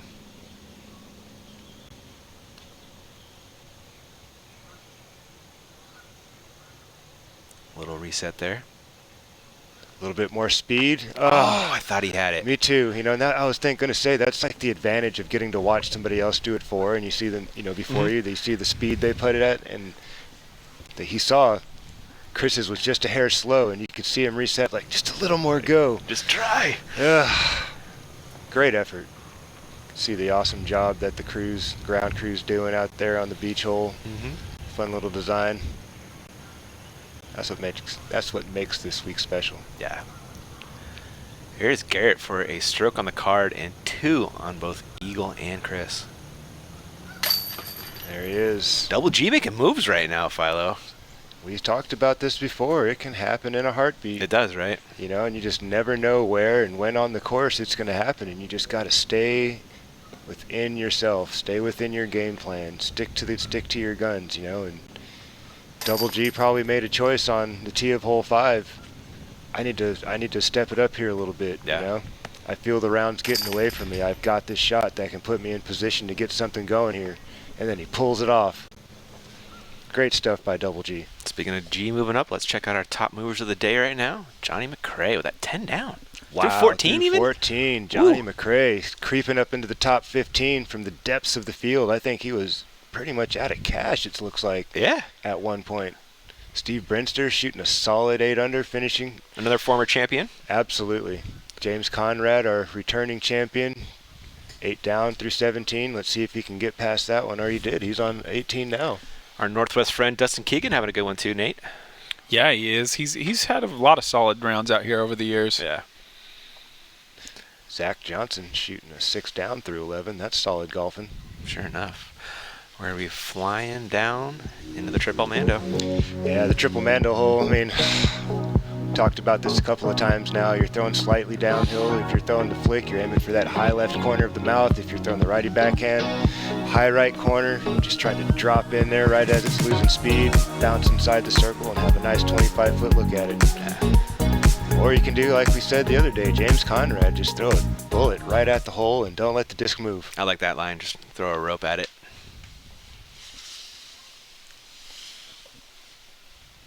I'm loving these beautiful drone shots of Winthrop area. Absolutely. Our boy from the Fulcrum crew is doing an awesome job with these visuals from overhead. It's been so much fun to get those incorporated into the show. Such a cool perspective on things. There's so many things working behind the scenes. You guys at home have no idea. This is wild. This is probably the most intense and well put together production we've had yet out here at USDGC. Yeah, it's fantastic. Crew is killing it. Looking at Eagle right there, trying to come back from that bogey. Double G, though, trying to keep it moving. 3 down through the last 2.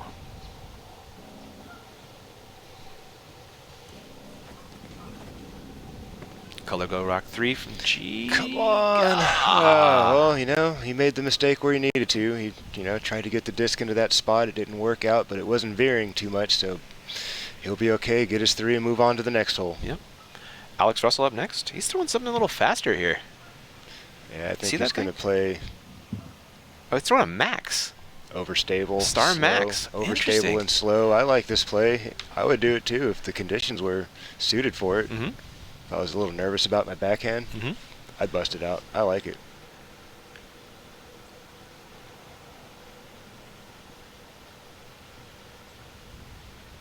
You ever try out the max, Nate? Not much. Not much. Stick with those Excals Yeah, or a Firebird for the overstable slot. It's a lot of disc, but you know we'll see it here. I think he's going to swing this out and this is no. scary. This is That's- really scary. He's Actually, got- Hit it, Catch hit it, that. hit it. Oh. He might still be. Wait. Nope. No, he's yeah, past he it. didn't. That's a big boo-boo right there. He just never got it to the wide side of the fairway. Yeah. Early release. Chris Dickerson on the box now. Could be throwing a PA3. Putter.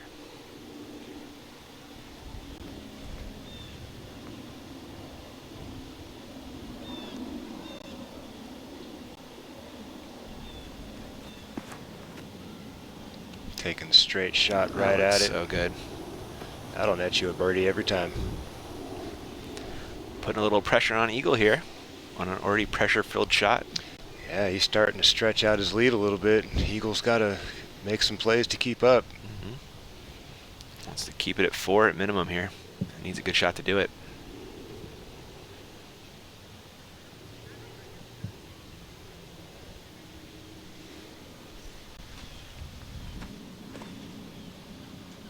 That looks tasty. That'll play. That'll do. Nicely done, Eagle. Throwing that FD3 through the gap there. So you got Alex Russell heading over to the drop zone, probably reading the rules on the scorecard there on the off the tee pad. Cool. I'm going to check out some Kyle Klein action. He's been staying hot, Philo. We're over here on hole 9, playing the wide sidearm out and around the OB, finishing in the fairway towards the center. Perfectly done. Yeah. And onto the island here. Hanging it out high and wide. One of our tin cup holes, but I think he's got this one dialed. Wow. Wow. And that birdie brings him to 7 under, and he's just 1 shot back of Eagle McMahon. No kidding. It can happen in a heartbeat out here, guys. It's moving day, and people It's are making moving. moves. This is the day to do it. Like we were saying, you got to get set up. Get yourself in position. Championship Sunday. If you're in striking distance and the leader falters, and you can slide right past him. Mm-hmm. If he keeps this up, he'll be right there no on the doubt. lead card. You Yeah. know, he'll be able to watch it all go down.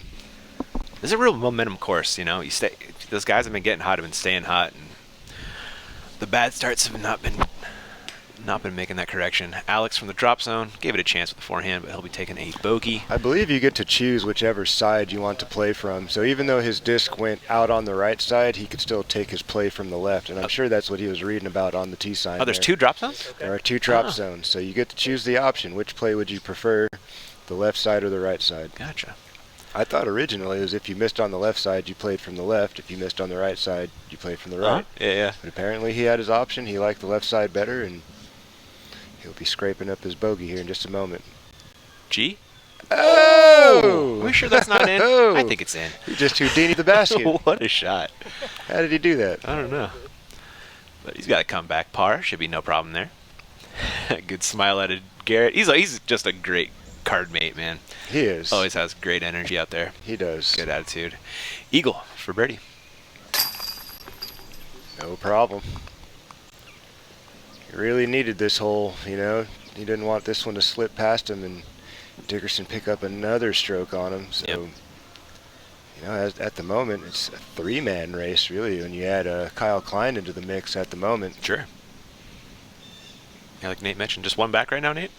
Yeah, I mean, he's a few holes ahead on the course, obviously, but That could go either way. yeah, it could. And they're not that easy holes, 8 and 9. Oh, he just birdied hole 9. Yeah, I know. But You're Eagles talking got him about the coming lead? up. Yeah, Yeah. for sure, Yeah. yeah.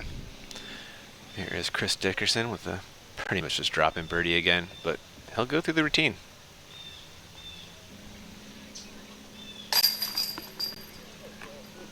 Nicely done. Eagle and Chris keeping pace. 4-stroke lead for Chris right now. Alex coming along to drop in the 4 here. Disappointing, I'm sure.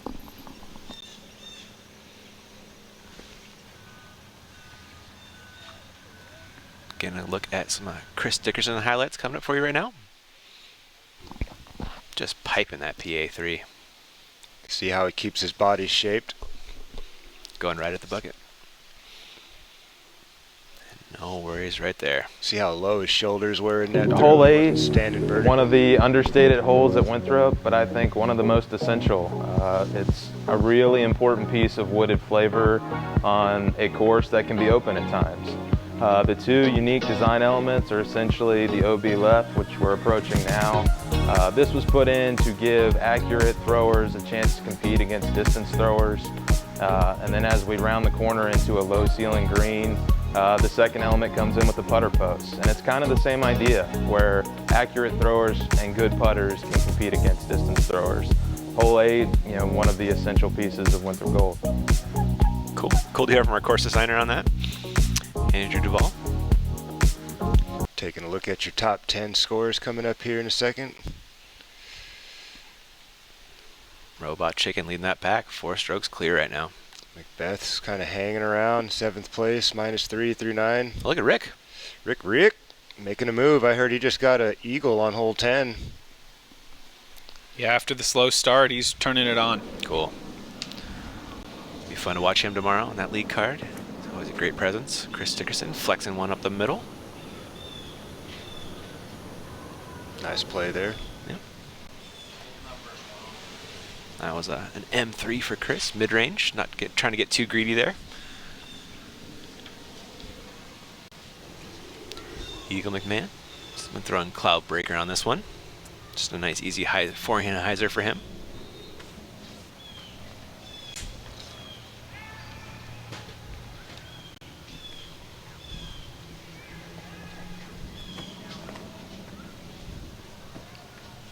That's the shot, right, Philo? Absolutely. He's been doing the same thing, sticking to his game plan, pretty much dropping the disc in the same place every time. He'll have another shot that he's thrown multiple times in this tournament already. Should be nice and comfortable and relaxed when he goes up there to execute. And Garrett going mid-range too. Fire away first. Got color glow rock 3. Interesting choice. Yeah.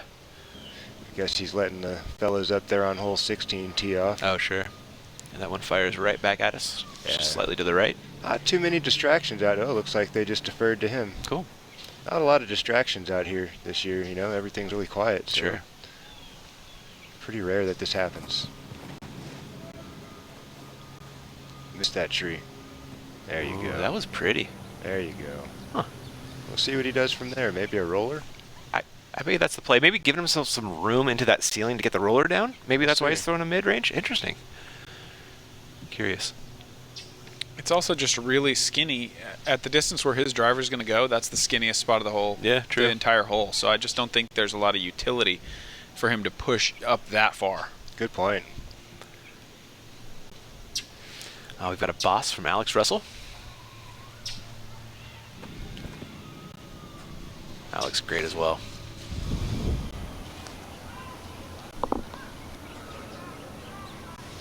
This hole really sets up for forehands from Eagle and Alex coming up next, and I do wonder if we're gonna see that roller at a double G. We've already seen one great one. I would be pretty surprised if it wasn't a roller. Yeah. I think from that position. Mm-hmm.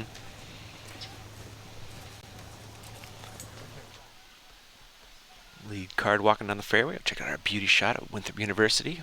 Just an incredible piece of property. There are your movers round 3. John McRae still sitting at 10. Bunch of 8s today.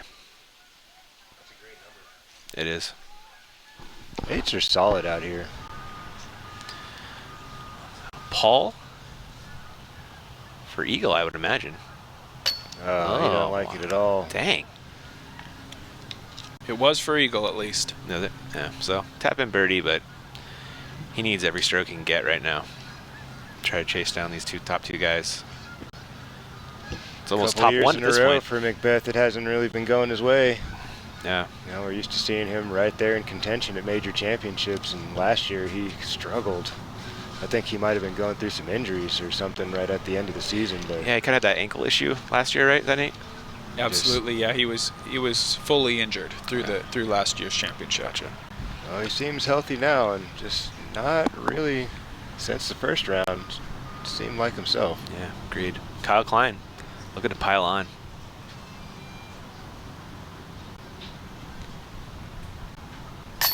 Solid, Great putt. solid birdie putt. Man, I feel like this dude just popped on the scene and just popped right up on the scene. He's I had no idea who he was when he showed up at the preserve. Was I think my first real look at him. mm-hmm. And we actually played around together, and I was like, wow, this kid's got some potential. Yeah. You know, like, you watch him throw down the fairway, and he was ripping them 450s effortlessly, and you're like, okay, here's another one. I was watching the MVP Open, the league card. It took me about 2 holes to realize it wasn't Eagle McMahon. There's a roller. Oh. Outside circle 2. I think the other thing is just, you know, the state of our game right now. 500-foot throwing 18-year-olds almost start to feel like dime a dozen. They do. But a guy who can handle this pressure, Yeah. that's a guy you got to watch out for. And Kyle doubt. Klein's proven that he's that guy. Yeah. Did not embarrass himself on that league card at MVP. If there were a Rookie of the Year award, I think he would definitely be deserving of it. Yeah. In contention at a minimum. Alex, gotta throw that forehand line down the tunnel. Get that big skip finish towards the basket.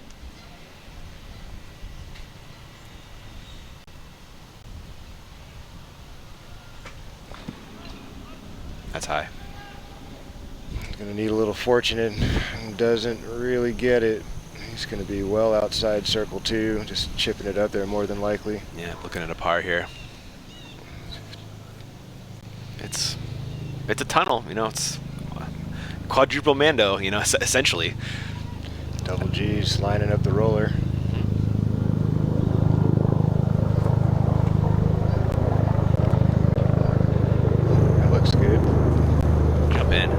he catches the last stump. Keep going. Keep going. Keep going.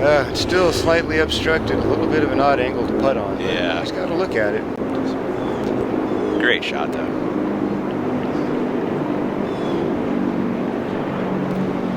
It's always funny to see who ends up with a good roller game. I feel that it really depends, like, where you started playing disc golf and where you learned to play disc golf, you know? Yeah, I mean, if you started at a place like Morley Field and, you know, got to learn the Micadorius trick shot all around that place, buddy. Yeah, I mean, I started at Oak Grove back in Pasadena, and there's only a couple of holes that the roller was really conducive, so I just stuck to the backhand game. Yep. Garrett learning to play down in Florida, got all that flat ground. Might as well roll on it, right? There were hardly anybody throwing sidearms back then either. True. Big shot here for Eagle. That looks nice. Chance to get a stroke on Chris. There you go, Eagle. That looks just like yesterday's. Sir. Even better angle. What a shot. Very nice, very nice.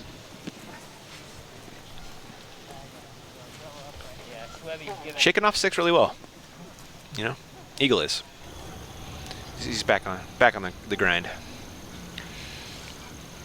Yeah, he knows he doesn't have a lot of time to waste here. Can't really let things slip away from him too quickly. He's got all the skills. He's got the mental game. Just, you know, stay in reach. Yeah. Stay in the battle. Yep. Stay close as you can. See if Chris makes a couple of mistakes you can capitalize on. We're getting a look at Paul on 11. This one went hazard yesterday. Let's see if he corrects off that.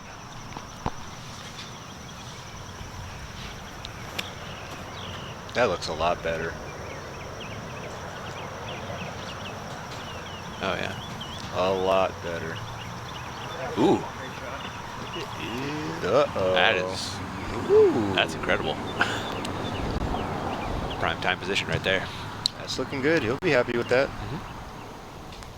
Looking to go back-to-back birdies. Alex Russell over on hole 8, pitching up, maybe taking in a grid. Oh, slight little bit, but nice great play. layup. Yeah.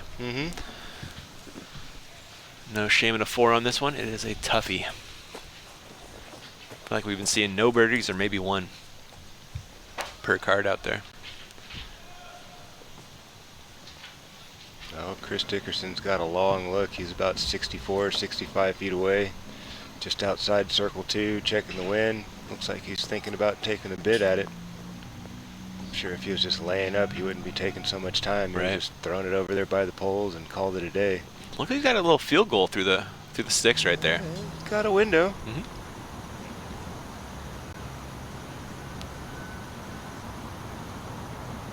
Hold it. Hold it.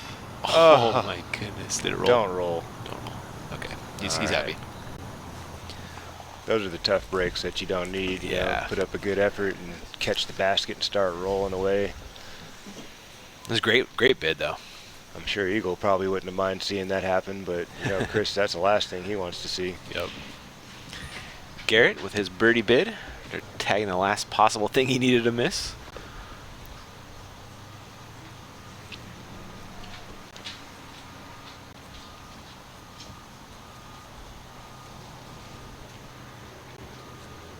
Let's go 4 down through the last 4. Not quite. Yeah, the mozzarella sticks make things interesting. Not a lot of space. I mean, it's, you know, as wide as the target, but something that big, you know, eats up a lot of airspace on your way into the target. So not surprising to see those types of reactions on the putts on the right side.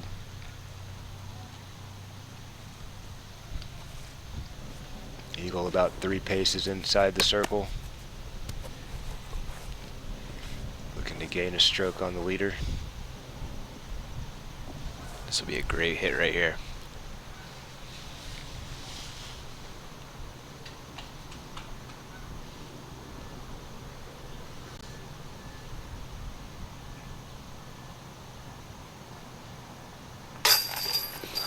Perfect. Dead center. Great birdie out of Eagle.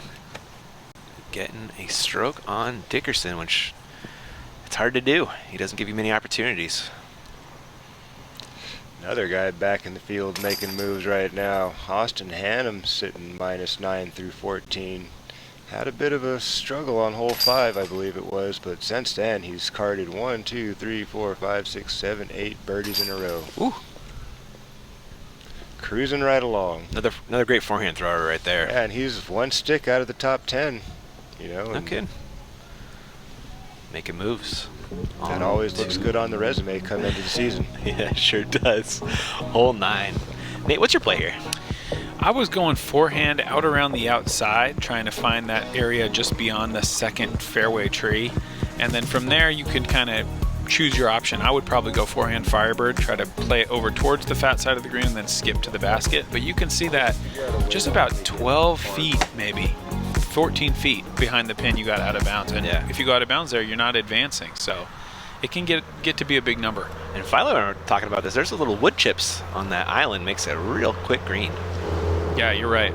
Excellent shot from Paul Macbeth there, putting it into bullseye, stress-free birdie. Great putt. He's throwing Keep putter in his the second rhythm shot. going. Absolutely. Keep that rhythm going. Try to get back in this fight. There's a smile out of Paul. There you go. He didn't look too happy most of the day yesterday, but there he is. His scorecard's looking pretty clean. Not getting in any danger. He's about to collect another birdie right now. Head into another very birdieable hole in the 12th. Got it. Taking a look at Eagle McMahon here on the tee pad of 9. Loving that forehand play that Nate mentioned. Absolutely. He's got plenty of space to work with. Just kind of pick a spot in between that tree line and these two trees and just let that thing finish back in the middle of the fairway. Eagles throwing an FD3. We saw this go wrong for AB though yesterday. His mistake was leaving it wide though, I believe, Philo. Ooh, that's got to sit down. It's okay, right? Oh, yeah, it was closer than it looked. Wow. Yeah, I hadn't seen him really push that right side OB line yet. Yeah. That was close. Chris Dickerson lining up the backhand, playing up the right side of the fairway. Press the top of that hill with something really straight so it doesn't get overstable and hook up and slide OB left. Yeah, he's throwing an M3, really straight mid-range.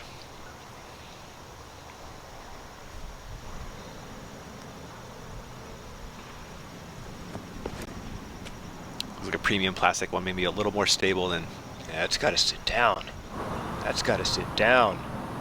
See what I'm saying? Oh no! The disc has got to be so straight for that play. It can't taper off. It's like an optical illusion from the tee pad. It seems like, oh, there's 70 feet of space out there, but it gets narrow so quick. As that backhand throw can't even use half of the fairway because it's on the slant, right? Absolutely. Yeah. You got to get past that hill. Double G. He's pushing it out there a little bit wider. Did you see that? That's getting too straight. That's got a hook.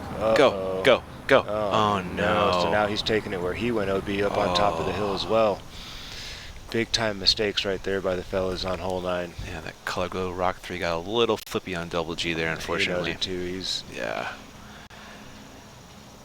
got some work to do to save a par now. Alex. Throwing a boss right here.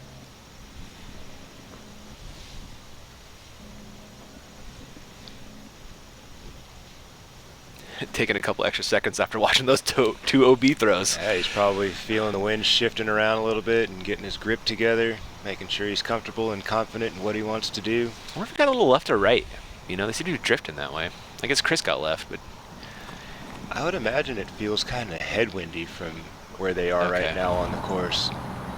Alex also needs to check up, and he does, and he'll be in optimal position to attack the green from there. It's interesting. Let's see where these guys have to take their marks, where Dickerson and Double G are going to be marked. Well, we know where Dickerson we're right where he went out, right? He'll be left. Let's see where they give Double G his mark and what kind of options he'll have to either progress the green or just pitch up to the end of the fairway and scramble for his 5. It's decision time. Big time decision. Do a little math this is on where that things risk-reward. can really get out of hand. Yeah. If you make the wrong choice and you don't execute, you could turn into Kevin he could Costner. throw the thing onto the island green. There's 100 feet of width and 40, 50 feet of depth on the left side. Yeah, getting a great look at it right here. He could just throw it over there, drone. take his punishment, and move on and keep the stress down. You know what I mean? He should have plenty of space for that. We'll see what he chooses to do.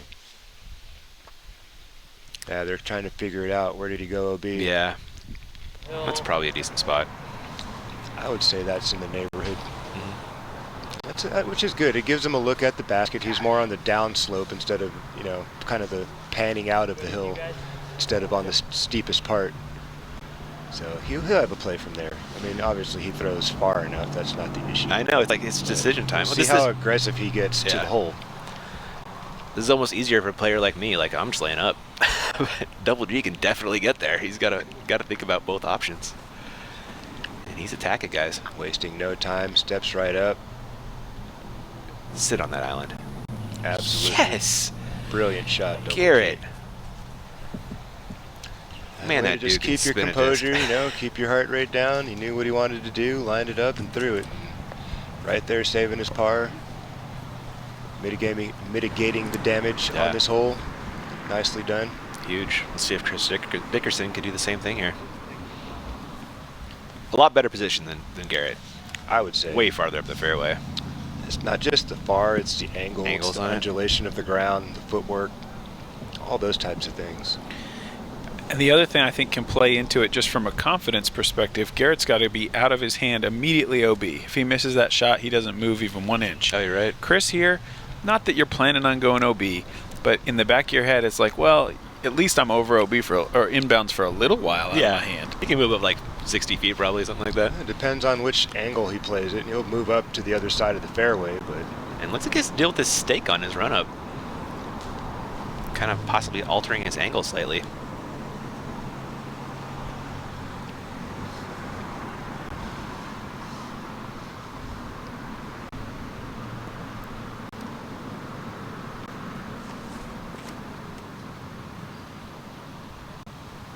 That's got a mush.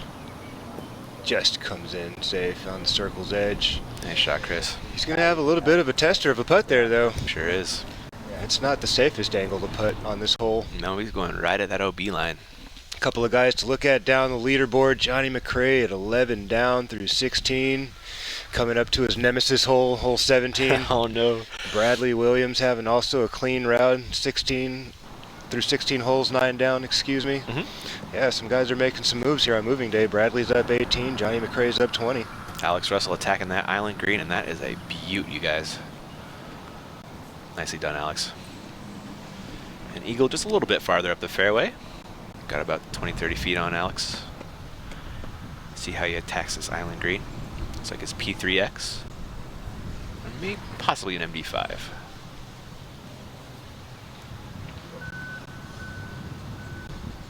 We'll see how this thing flies.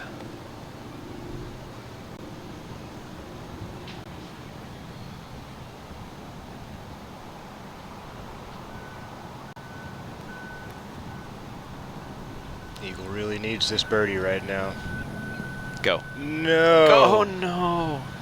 Oh, no. He's going to progress up a little bit, but that's like not 2 feet. what he needed right now. I want to say. He might just throw the same shot. Yeah, he'll just line it up again, and no, he's got to put a little more gas on it.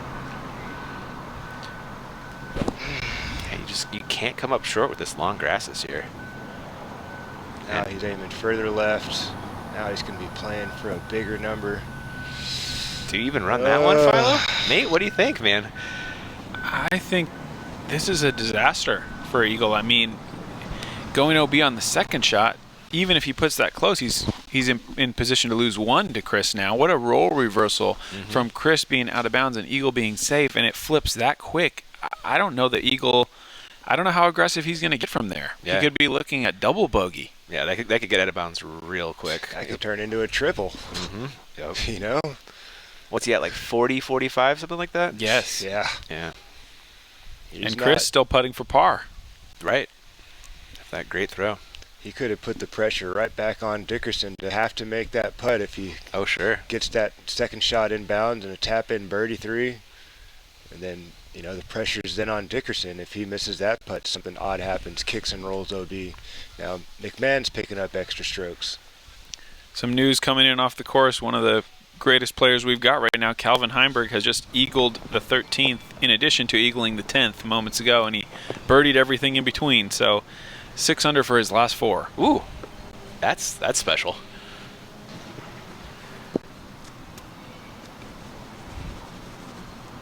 Calvin is quite the talent. So here is decision time for Eagle. Looks like he's taking a stab at it. I'm sure if he just wanted to chuck it up under the basket, it would have happened already. That would have been done, yeah. To save bogey and just lose one stroke to Chris if he can make his putt, that is. That's got to stop. Can't tell from the reaction. Yeah. Looks safe, though. Coming back for double right now. Chris is going to try and make that a 2-stroke punishment if he can make this one.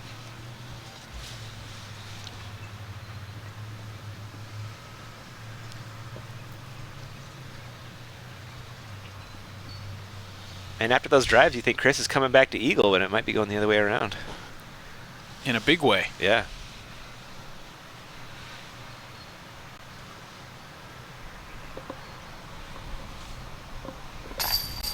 Wow. Nice putt by Chris there to save his par. Gonna take 2 strokes on the Eagle at a minimum here. Whew. He's building a cushion, you guys. Like, is Kyle in second right now? It's going to be right about a tie. Wow. Alex Russell for a birdie here. That's stroke on the card plus. If he can make this one. Perfect. That means it'll be his box next to start. Oh yeah, on hole Back 10. 9. Maybe he can turn a little momentum his favor and keep his position here on lead card. Looks like Eagle thankfully stayed in bounds right there. This will be coming back for the double bogey. Tied with 3 other competitors in Paul Macbeth and Ezra Adderhold and Ricky Wysocki. So Effectively a 3-shot mistake from Eagle there coming up short. I mean, Yeah. he makes that birdie. He takes a stroke on Chris, comes up a foot or 2 short, and now all of a sudden he's lost 2. Game of inches. Garrett, it's been to save par. And then after that drive, you guys, that's a great par. that's an epic par. That's Yeah. the one that could have got out of control for Double G right there, and he just saved it. Yeah, this is one of your possible tournament ruining holes. Another awesome shot of the 9th green with the drone.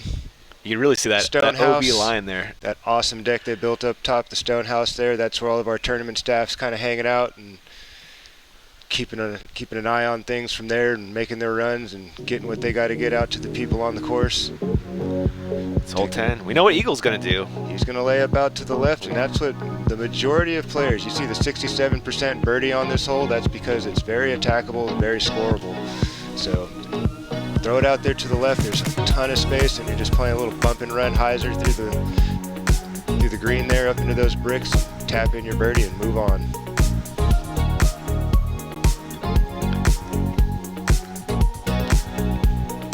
Alex shot me his disc selection earlier, and it looks like he's going to be taking that layup route too. Told me he's going to be throwing a rock off the tee. Obviously, you see the pink band around the basket supporting Yeah, throw pink. and women's disc golf and breast cancer awareness. And if you have an opportunity to support one of those events, we highly suggest you do. Talk your girlfriend into going out there and playing. If you're an avid disc golfer and you got a lady who's not into the game yet, that's an awesome opportunity to get her involved. And taking a look at the leaderboard, Chris now has a 5-shot lead over Eagle and Kyle, and he's 9 clear of Alex Russell and Ezra in 4th. That's a The cushion. stiff arm continues. You don't see a cushion that big out here this often, It's man. pretty rare. I mean, Klein did it early in his career. He wiped the field by, I think, double digits by the time it was over. And You went Tiger Woods on him. yeah, We're going to look back at Paul, see how he's played these last couple holes. On 12, excuse me.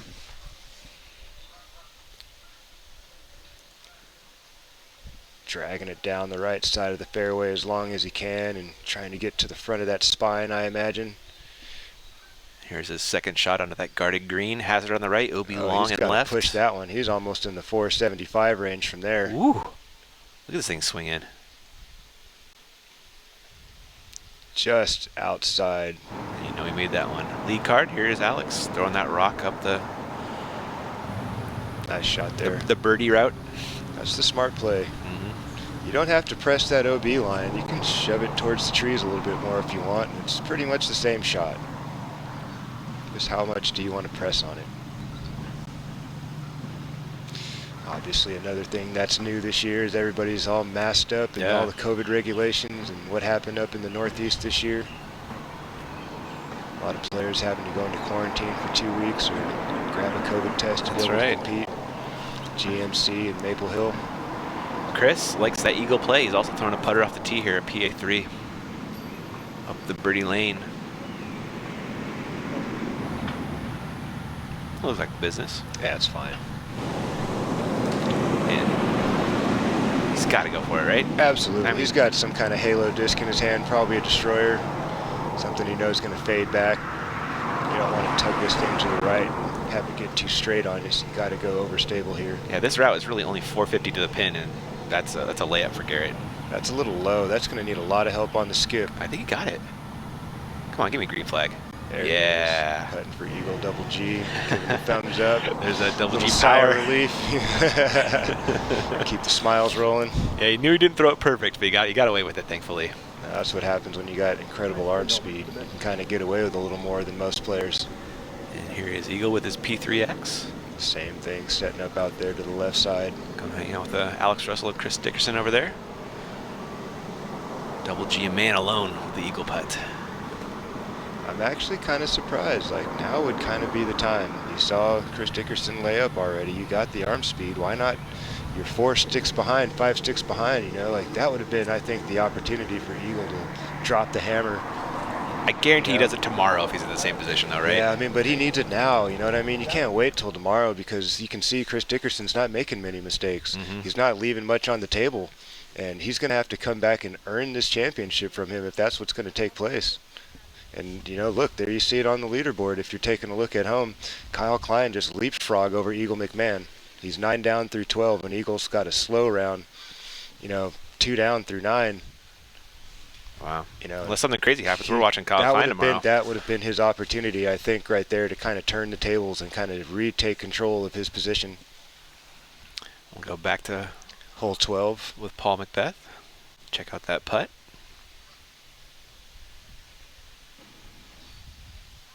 Spoiler alert, it probably goes in. Yeah, it's Paul Macbeth. Yeah, 7 paces off the basket. That's pretty standard comfort range for Macbeth. You can even back him up another 10 steps, and you're probably counting that going in. Eagle McMahon looking at his second shot. Approaching this peninsula green. Set up nicely. A little bit of a low branch in front of him, but that shouldn't affect things too much. He can swing it out wider than that. Maybe that tennis court light there and just swing it inside that line, a little bounce and knurl into the bucket. Love that Innova van over there. Huge thanks to them for all they do for this event. It is incredible and next second to none. The way they do this one. Major we have, you know, the only place that it's been 22 years in a row. Yeah. Obviously our World Championship tournament rotates around the country. They got different feels to them, you know? Yeah, the European Open rotates a little bit sometimes. And this is our Masters, man. You know, I had a really funny comment about that, man. I wonder if we'll ever get to the point where we'll have like our opening ceremony similar to the Masters, where we have like 3 legends of the game. Absolutely. Kind of starting off the tournament. Like, who would that be for us at this point? You know what I mean? You probably don't want to throw Barry Schultz and Climo out there because they're not, you know, unable to play or not in competing mode. You know, maybe Climo a little bit more, but you know, who would you throw into that mix? A Dan Stork or something like that? Or yeah, that's a good one. You know, maybe a Harold Duvall. Yeah. Maybe a Harold Duvall. How about representing California and the Horn family? Yeah. Running Wintertime Open Mark and for Susie 4 Horn. decades. You know what I mean? Like, come on, there's so many great people that we could fill that role with. It'd be so much fun to incorporate that sometime. Gotta get my man Snapper Pearson. Out at Morley Field. We still got some legends alive, some guys that were around from the beginning. Yeah.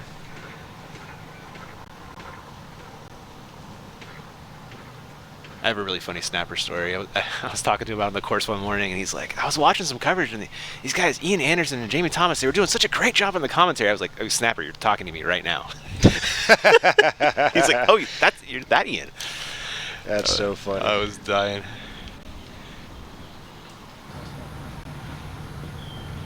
Have you guys seen that old throwback video of Snapper Pearson playing at Irvine back in the day? No.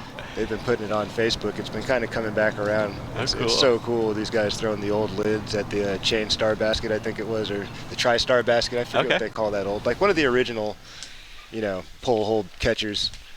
So cool to watch these guys throwing these lids, throwing these big flex shots. Taking another look in at our leaderboard, Chris Dickerson still's got that 4-stroke lead over Kyle Klein now, who bumps up into second place. I'm sure his mom is jumping up and down back in Michigan right now. Go, Kyle! Rightfully so. Eagle McMahon, Paul Macbeth creeping back into the top 4, trying to make his face known and seen up there in the lead. There's that coming mini into round. championships, you know, Saturday. Mm-hmm. You know, Alex Russell still hanging in there, holding his own, but he's got to pick up the pace here if he wants to stay on lead card for tomorrow. It looks like Gary just barely stayed in bounds. Here's for Eagle. A little high and floaty. Not quite the putt he needed there, but tap in birdie. No harm, no foul. Yep. I love this throw pink basket we got out here. Absolutely. Got to support women's disc golf. Amen. The respect her game hashtag. Real fan of that, man. Just Yeah, make it nice for everybody out you there. know what I mean? There's Yeah. no reason for it to be disrespectful. Yeah. That's unnecessary. Got enough going on in our world right now. We don't need people just adding on with nonsense. Preach.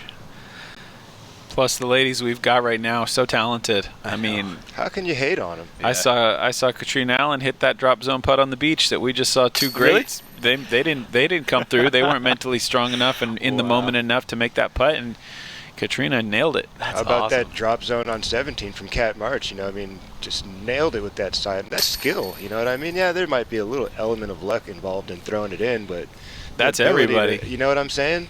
And it's just because it looks a little different for them versus us doesn't mean it's not skill.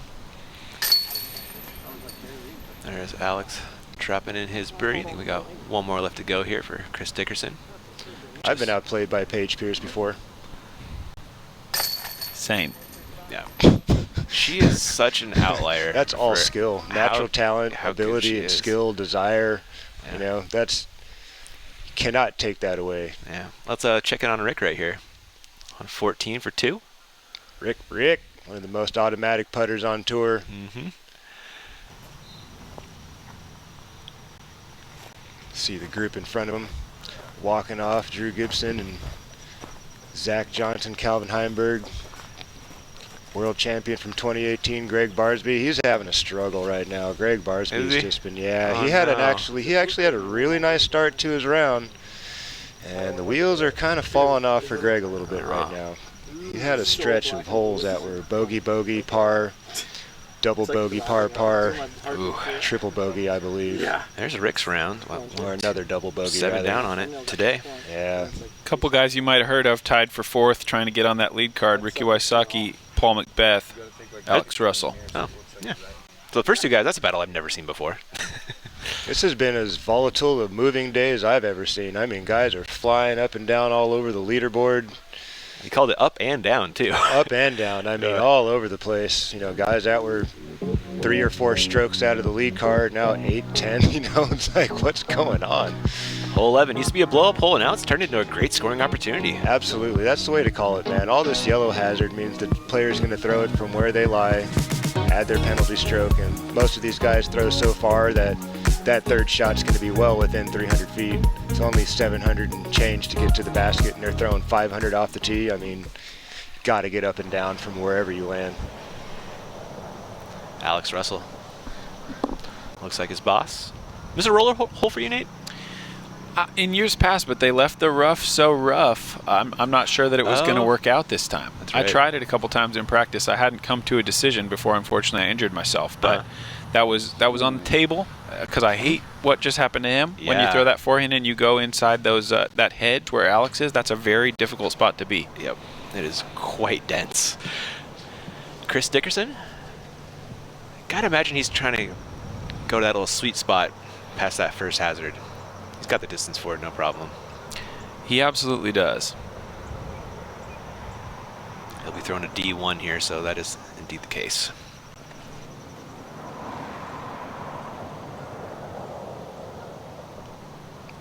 Oh, disc change.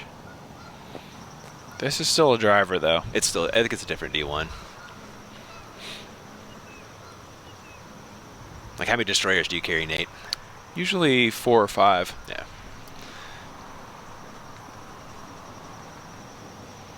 Destroyer, the gold standard of distance drivers, man. Such a great disc.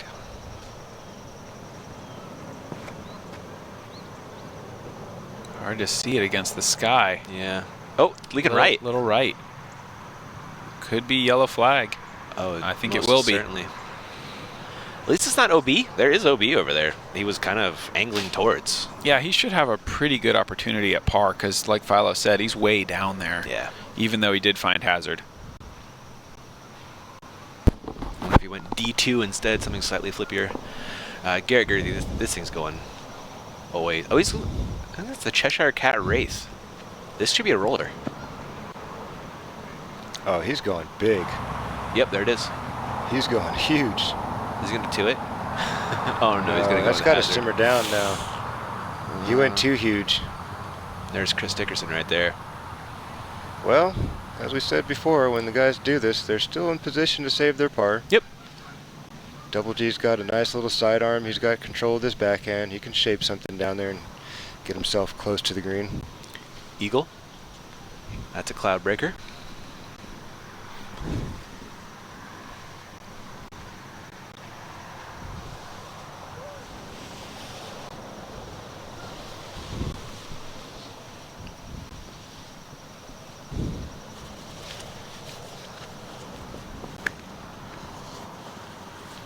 What do you think, Nate? High. That's what I thought too. Does it have the Spotter's watching it. Might be a little shy. He's in the hazard. And he's not liking that. Just got it up in the air a little too much there. You can't count him out. You think, yeah, it's really high, but he's eagle. I but know, that was even too high for him. Those are also my thoughts. Some more live drone footage for you. Looking at this strip of a fairway here. Following these guys up the tee. And you do not want to be on those hedges on the right. And unfortunately, Alex Russell, he trickled in. I'm kind of surprised there's not more people hanging out on that strip of grass. It's all public property. Oh, for the left, is it? Yeah, they've been anticipating seeing some hordes of fans coming out because they can't walk the property on the inside. We're closed to spectators, but they said, yeah, we can't keep them off the outside property line. I'm kind of surprised it's been quiet. Usually there's people driving by honking and screaming and I guess yelling word from the didn't get patios. out, you know. I don't know. Maybe I just put it out. We're going to see about 500 people there tomorrow. I don't know. That'd be. I don't know. I think these guys kind of miss the energy from the crowd. You know what no I mean? doubt. It's definitely exciting when you have a gallery of thousands of people lining the fairway. That energy is incredible.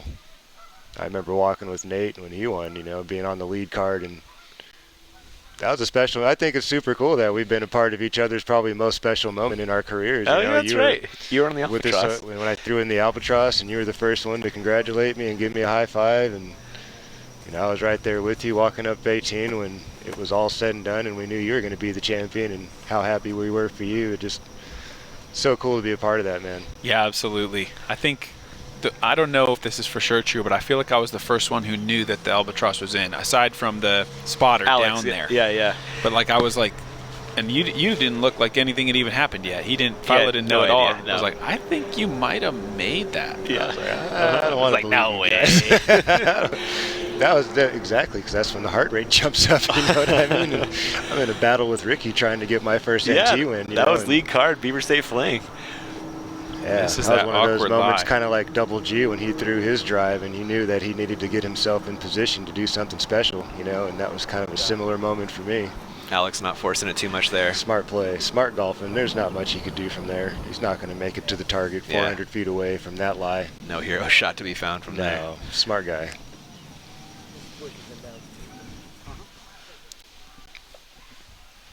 He is so humble about his amazing disc golf game too. You know, That's kind of a rarity sometimes. You know, it takes a bit of ego to be great at something. Yeah. You know, I mean, look at a guy like a Michael Jordan or a Kobe Bryant or whatever sport icon you have, Andre Agassi, whoever. I mean, all of these guys, there's a little bit of that fire, that little bit of I am the best. You know, like you have this championship goes through me kind of an attitude. And you kind of have to have a little bit of that, kind of that drive, you know, that drive that pushes you through a career. And I think it's hard to tell sometimes. I think some guys have that really deep on the inside, and I think Alex might be one of those guys. Yeah, Because even if he wants to try to, he's going to have a hard time denying it to himself that he's one of the greats out here after what he did yesterday. It's like confidence is kind of earned and built, and, he had a lot of bricks to work with yesterday. Sure did. Absolutely. Built a big old confidence house. He's holding his own today. I mean, he's not lighting it up. He's 4 down through 10. He's had 1 bogey. He's still tied for 4th. Hanging around. Yeah. Top 5 finish for Alex Russell would be huge. He looks cool as a cucumber out there. He hanging really with the does. guys on lead card right now. All chill. Here is Chris Dickerson throwing 3 from the hazard. Really, the hill forcing a forehand here. That's an extremely touchy shot, trying to throw the backhand in there at that. That's got to sit down. Don't that do it. might have just caught Don't a do really it. bad break. Unfortunate no. bad break for Chris Dickerson there, and he's back in the hazard, and he'll be putting for 5 from there. Coming back to the field a little bit here. Ooh.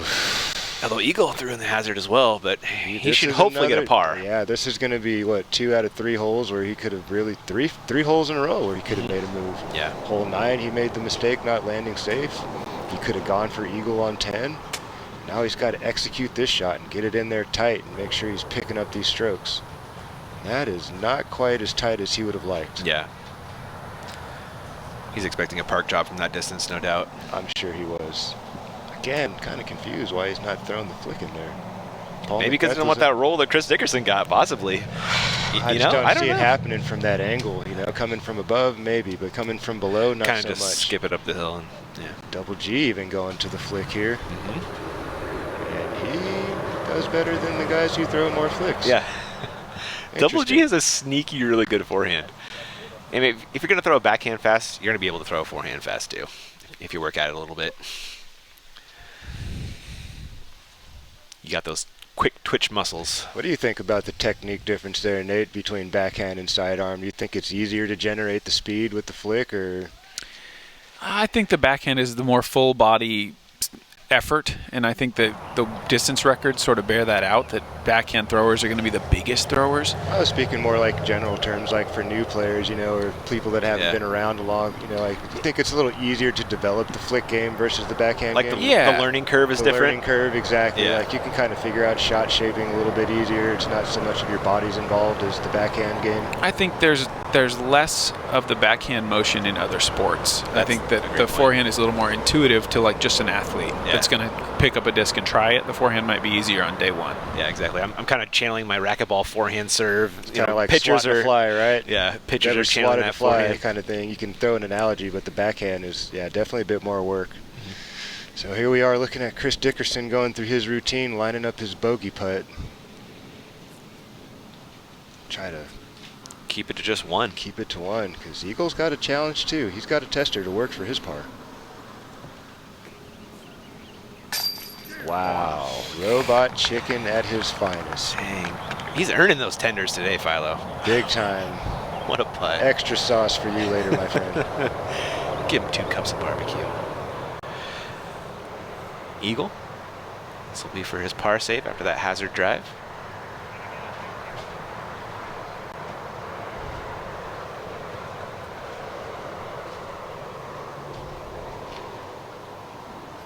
Nice putt there. Grabbing a stroke back. There we go. Hopefully try to get some momentum on his side here as we come into the last third of the course. Does that make it a 4-stroke lead for Chris right now? I believe it does.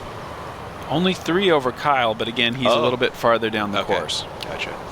Yeah, he's a couple of holes out in front of these guys. He's just finished hole 13B, and he also made birdie on that, so Eagle's got to keep pace here. He's got to get a couple of birdies going. Alex looking to save his par after that suboptimal drive. Ended in the hedge.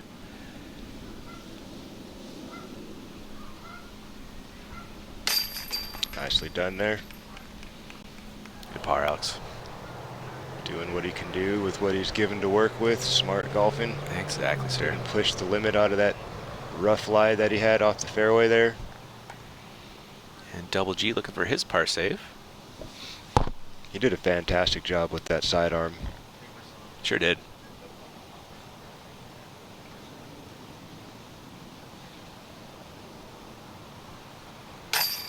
putt. Dropping that thing in. If there were no chains on the baskets, Double G would be the best putter in the world. Just drops it in the bucket. I'm not sure about that. I love Double G, man, but I'd still be putting my money elsewhere if you want to give that title around. A little bit of hyperbole, Philo. Okay. I'm allowed. You can have it, but I'm just, keeping it real. Taking a look at some hot rounds through round 3.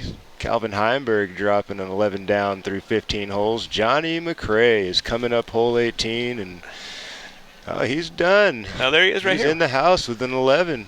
Should be catching a Very word with him in a nice. couple minutes. Very nice. Kyle Klein still cruising along, 10 down through 13. Isaac Robinson making a nice, bounce back man. from yesterday, jumping up 8 spots on the leaderboard. We talked about Austin Hannum and Bradley Williams earlier. James Conrad in the house with an 8 with Brinster and Emerson Keith. Waisaki's digging in. He's a 7 down through 14. There's still some things that can happen out there. We still got some holes to play. It's not over yet. By any stretch of the imagination. We got Johnny McRae in the house. Kick it over, Nate. Hey, Johnny, great round out there. 11 under, just 1 penalty and no bogeys. Must have felt great. Yeah, it did.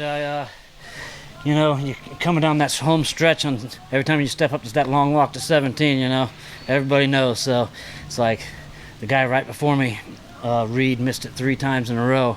And, man, I was scared standing on that tee pad, I'm not going to lie. Luckily, I put it in bounds, and I was happy with that. Yeah, got to par. I saw you walking off the course yesterday, and we had a brief talk, and you said you were battling against par and had a hard time out there yesterday. The conditions may be a little worse today, but obviously you were a lot stronger. Yep.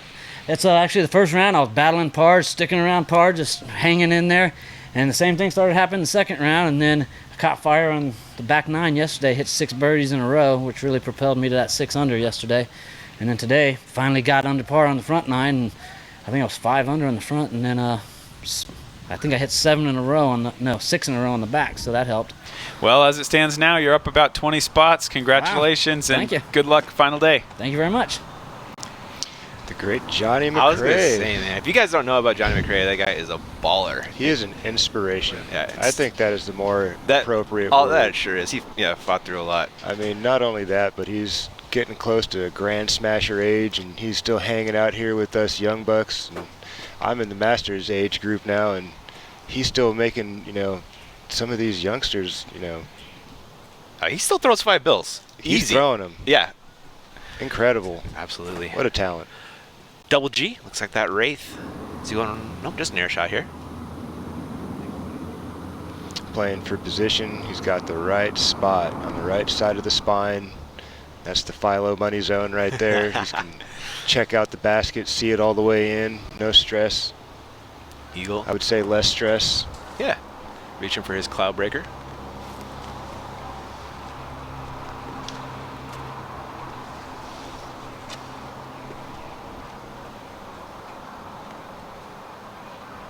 So Eagle got that lead down to 4 after that last hole, looking to keep it going into 12.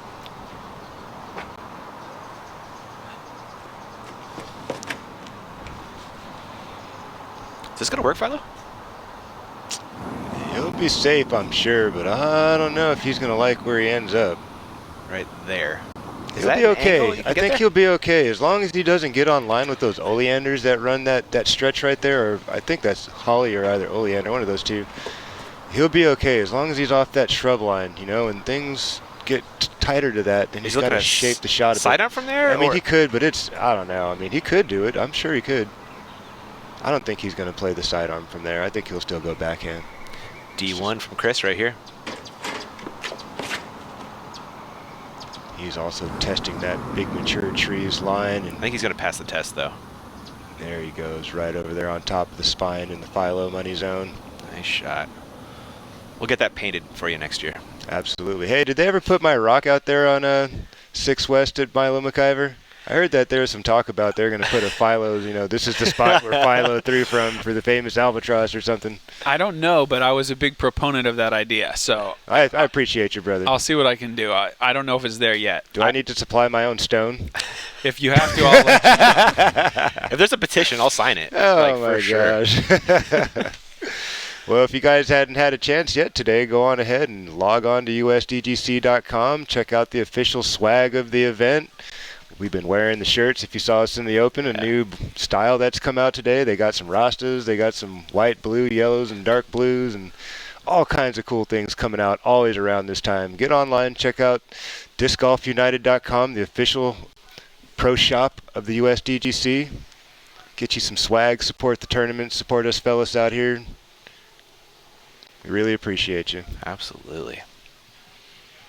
It is a long walk after those long drives on 12. The young Kyle Klein from Michigan. He looks really chopping young, it up with Ezra out of hold. Donald, I threw this far. Look at me. I just got 3 on 14. I love those guys. It's so much fun to be a part of this disc golf community. It is, man. See the future right in front of your eyes, you know what I mean? It's coming. All love. We've got years and years of talent in the making. Just 4 pars for that guy. Trying to do stuff that happened yesterday. It's just slightly off the pace. You might need an eagle or something to hop up in there, and that'd probably be a USDGC record or on its own. Youngest guy shooting double digits or tying course record. I mean, is he 19? How's he? I think he's 18 still. Okay. Wow. Will Schusterick was very young when he won his first. Was he? Yeah, I'm not exactly sure how old, but 2010. He's still young now. He's still a young guy. Yeah. Not 20. Not under 20. 20 years old when he won the championship, I would say. Impressive. Was that part of one of our epic battles in USDG history with Nico? I believe so. That would be, yeah, Nico would have been defending champion at that point. There you go. And there was a beaut out of Double G. He is absolutely parked. As long as that nestle did look like it did. Double G's been having a great second half of his season. He's really been turning it on. Got that really nice win up in Maine. Had another A tier just a little while before that. Nice. He's been playing some good golf. Love to see it from him. Did great at Jonesboro. That's a great course for Double G. Oh yeah, he was eating that place up, licking his chops all over that place. Bomb after bomb, I'm sure. I feel like he just ran out of holes. He was starting to... Is he chasing him down? Yeah, I think he was at one moment, you know. He was in the hunt. We're looking at Chris throwing FX2 if all goes to plan. That looks right. He's gonna As long as that thing hooks up in a hurry, gets a nice finish, he should be right in the money. Oh, wow, what a shot. Sit, sit, sit, sit, sit, sit, sit, sit, sit, sit. There you go. Whew. Every little roll is an extra 1.5 feet away. You know what I mean? You don't want to see those things rolling much.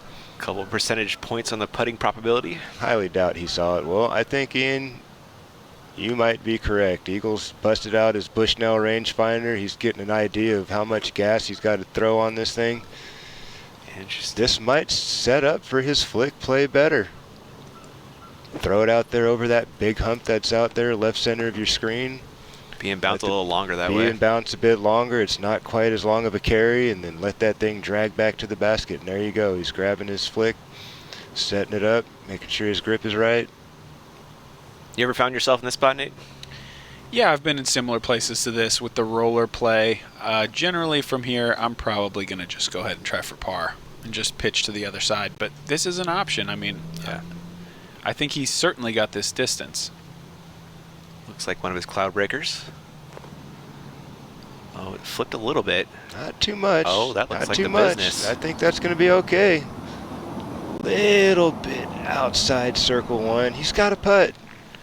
It's a great shot. Yeah. Not quite as aggressive as he needed to be tucked in on the basket, but I mean, well executed. Didn't even look like he put full effort into it. There's a great balance of risk and reward on that shot. I think so. Alex Russell is just in the ideal spot, in my opinion, to throw your second shot from. You can almost see the base of the basket even. Exactly, and that big mature tree, that's like the line. That one out there on the right where the spotter is down there on the right side of your screen. That's the tree that you're kind of aiming for. If I throw my disc right into the middle of that tree and I know it's overstable, it's going to end up safe. That's the visualization for me. That's what I'm looking at. We'll see if Alex gets his disc on that line as well. As Garrett likes to say, lead your receiver. A little bit inside the line. It's got a mush. Go, go, go, go. It's got a mush. It's going to be in the hazard.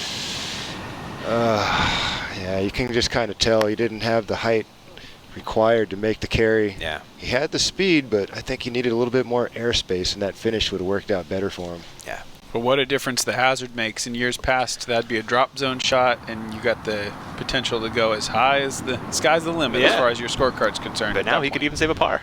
Yeah, back in those days, you'd see a lot of guys go to the drop zone and just chuck it up that, spine in the middle, or to the left rather, in that little cutout there where they're walking now. And just pitch up to the basket and stop the bleeding, like it's just, you miss it once, it's kind of like 17, but at least you get to progress somewhere. Like 17, like you miss once and you're thinking about chucking it 50 feet in front of you. You're kind of thinking about it. You may not do it, but you're thinking about it. You're like, man, if I keep throwing and I'm not landing safe, this is going to get out of control. And yeah, back in the day when this is stroke and distance, we saw some giant, enormous numbers on this hole. But Alex gets to progress. He'll be looking to scrape up a bogey from that putt, I believe, right? Par, I think, man. It's a par 4. He went 1, 3, 4. You're right, putting for 4. So it's correct. Not super close, but it's in Alex range. Just outside circle 1, I believe. I think it looks like you're right. Looks like who's up first here? Is that Eagle? Yes, it is. There you go. See, Eagle's got about a 36, 37 footer. A little danger behind. Got the hill leading down to hazard. Definitely want to draw a bunch of metal on this putt if you're going to miss.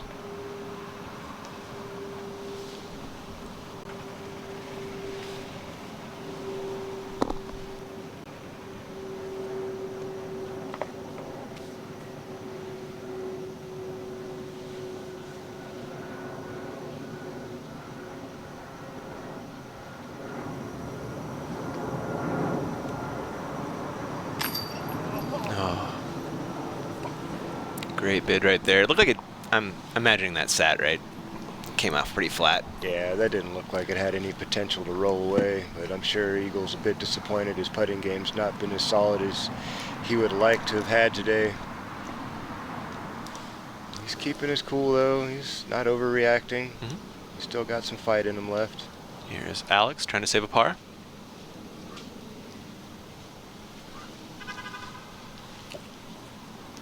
Something distracted him.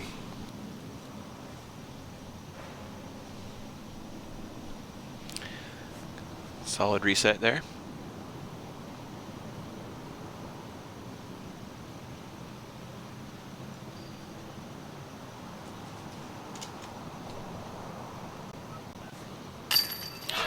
What a putt. Cool as a cucumber. Look at that Alex guy. Russell saving his par from the hazard. Man, those are the kind of plays that are going to keep him hanging around on lead card. He's right there. Has he got one on Garrett right now? Alex He's is got 2. Two. still Alex. tied in 4th. Chris Dickerson for birdie. Stretch that lead out to 5 again. This will be a luxury. Yes, it is.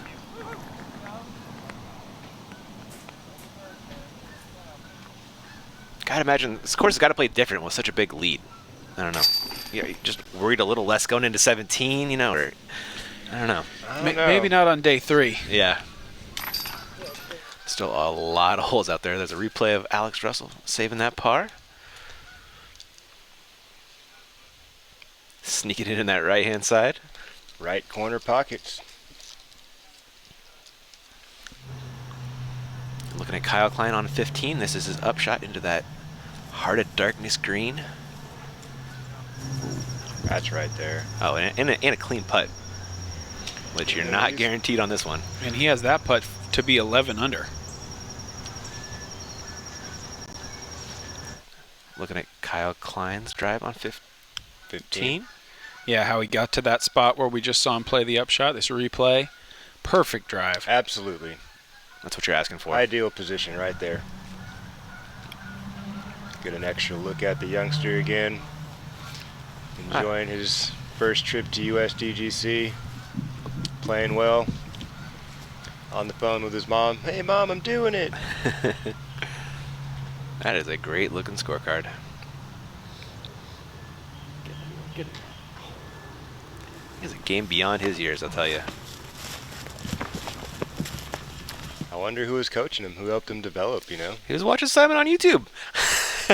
He's got to be. Now he's on the team, though. He could probably actually talk to Simon, in real life. I'm sure they're very connected now. Yeah. There's a chance he'll be playing with his teammate tomorrow in Eagle McMahon. Looking likely anyway. Look at the competition for that 4th spot. I mean, Ooh, it is tight. there's the top 3 guys are looking fairly safe. I mean, you always got hole 17 Yeah, you always looming, got so you 17. never know. Yep. But who's going to be that last guy on lead card for tomorrow? It's anybody's game right now. For sure. Look at Vinny making a run back up. He had a super slow start. Wow, 12 down today, playing 18 right now. You're never quite out of it at USDGC, you know. If you still got holes, you still got time. Mm-hmm. And the guy in front of you has time to blow up. 'Cause it can happen. On to 888, hole 13. Yeah, we're playing in the B position again today, I think. Or are we going to A today? We're going to be. We're going to B, I thought so. Championship Saturday will be back up on the A position. Yep. But down below in the Nico LaCastro Albatross position. Got to play a nice strong shot off the tee, get yourself in position to attack either the landing zone or the green, and hopefully we might get to see a couple opportunities at Eagle again. We saw one yesterday. Yeah. Isaac Robinson, that was an awesome play, so it's out there. And South Carolina looking beautiful in that drone shot. Absolutely. It's gorgeous country out here. It surely is. Take a look at that women's national tee pad up there on top of the hill. That's a fun one to throw. I snuck up there for that. I wonder how much it would play different for us, you know, if they had us throw up there, if guys would go directly onto the green from up there. I think somebody's got to try it. That's a long carry, huh? That is. It would be only those top 1%ers would have a play for it, because you got to go over the Eagle trees. type of deal. Simon, maybe. Yeah. They might try it though. Maximum Yeah, That'd be a fun par 4 for us. You know, Oh, yeah. get to see some drama unfold for sure. There's Garrett Gerthy's scorecard with that eagle on 5. Absolutely exceptional. I think we might be on eagle alert right now from Garrett. This is Yes. Another opportunity, no doubt. We'll see how far he pushes it up the fairway. I mean, obviously, he can mash it almost into the bottleneck if he really wants to. Got one of those Halo Destroyers. Man, those things are beautiful. He's playing one angle and ride it out along that sidewalk as much as he can, and right out there past the sweet spot. So I think that's just a normal, yeah, he's happy with it. Yeah. Normal position. it looks normal, but like that's farther than I've ever thrown in my life. Even though he put that on a flat finish, like that thing's getting up there. They go straight so much longer than you expect when Garrett throws them. What I meant by normal is that he didn't try to do anything extra. Oh, sure, You sure. know what I mean? He didn't try to get all the way into the bottleneck, you know? He just put himself in a nice position. Dickerson. That's a D1. Little bit low. He'll have the option. He's probably going to take the high route now. Is he short of that gap to go across? I think so. I think he's a little too far down and a little too far back.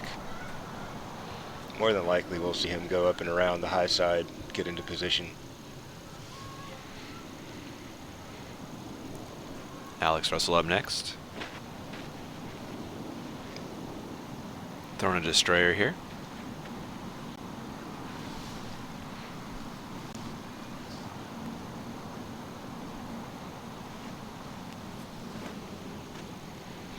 Playing it down the middle of the fairway, not even challenging the OB sidewalk area. Pushing it out there a little bit shy of the sweet spot as far as distance is concerned, but I can imagine he's taking the eagle route, right? You know, just the pitch up forehand, pitch across. yeah, he's playing for birdie. Yeah. Eagle. Going Cloudbreaker.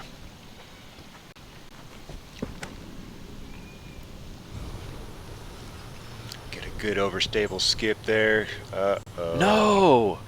Uh-oh. Oh my goodness. Yep. Yep. I feel you, bud. That's probably what I'd be thinking. Like, how did that even happen? Oh man. Just got the wrong angle on that hill for the skip and just kept it down there. He's had a few really uncharacteristic, unforced errors today. Yeah, this is when you don't need to push that side, especially with his distance. You would There's think he would just throw something pretty straight. overstable, knowing the disc is going to make its action back into the middle of the fairway. Yep. And it looked like he threw something really, like, a little too neutral. He threw a Cloudbreaker, and those can get a little flippy with, especially with Eagles' power. They'll turn on you. Yeah, another mental error. I don't think he's going to be punished too hard in the distance department. He's definitely going to be out of position, though. Yeah, but now the best he can do is save par. Yeah. You know what I mean? And the idea, the name of the game is to give yourself as many opportunities to score birdie.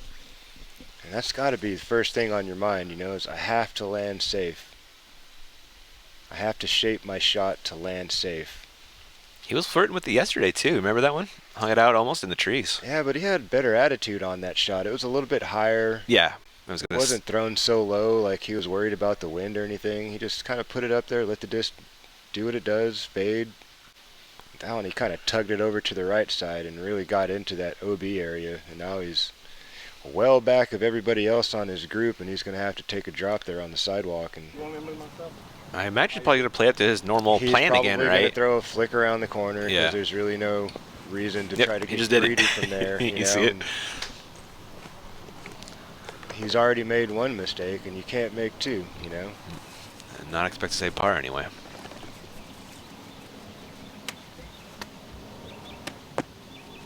And honestly, if he's just trying to play for par, like, he doesn't have to get all the way up there. You know what I mean? Like, he can still make the par happen without getting all of this right now. So Eagle McMahon throwing 3. Looks like he's going back to the cloud breaker again. Trying to shoot that gap, follow the path down the fairway.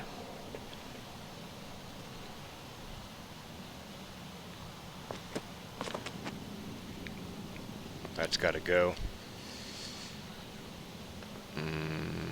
Could that be OB? I think it is. It looked OB. It looked a little too stalled out the gate, like he didn't press the line long enough. I'm sure he just wanted it to stall around the corner and get as close to the sidewalk or to the actual roadway as he possibly could, but Yeah, he had that eagle bid yesterday from that. It is OB. Is it really? that's not what he needs right now. Oh, And he's going to be in an even more awkward position with that lie. He still has to go around the tree then, right? In some kind of Yeah. manner. He's going to have a really awkward lie, a really awkward throw. Chris Dickerson up next. Must also be trying to shoot that gap and then make the corner.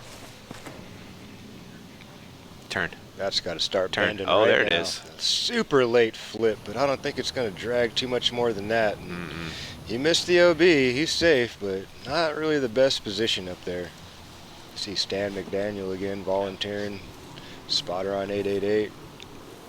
As short as Chris's drive was, I think he's not going to be too disappointed with that, but we'll see how awkward that is in there. Yeah. And as far as Eagle, I think it could go a lot of ways. If he's in that tree short, he could be in real trouble. If he got around it and caught the end of the OB, maybe it's not so right. hard to get to the basket, but it's a touchy green right here. You really need to be in the open to get close enough to make a repeatable putt. Like, you can go long all you want and have a 50-footer, but you're probably not making it. No.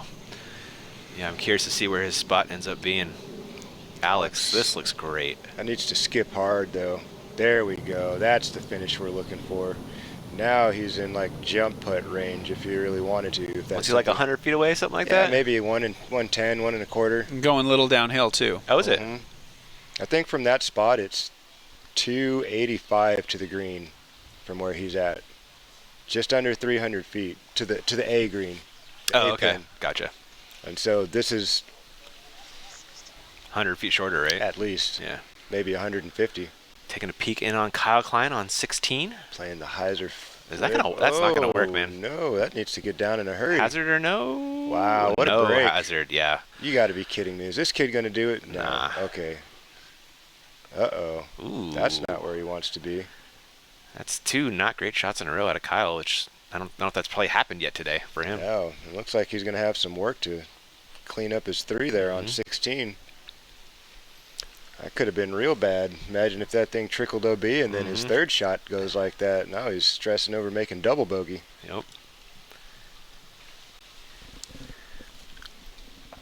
Another nice live high drone footage over 888. infamous hole 13. We're used to seeing that whole area fenced off and thousands of people milling around and ready to cheer and erupt for a good shot. And this year everybody's at home, hopefully watching us live on pay-per-view. Absolutely. Kyle Klein to save his par.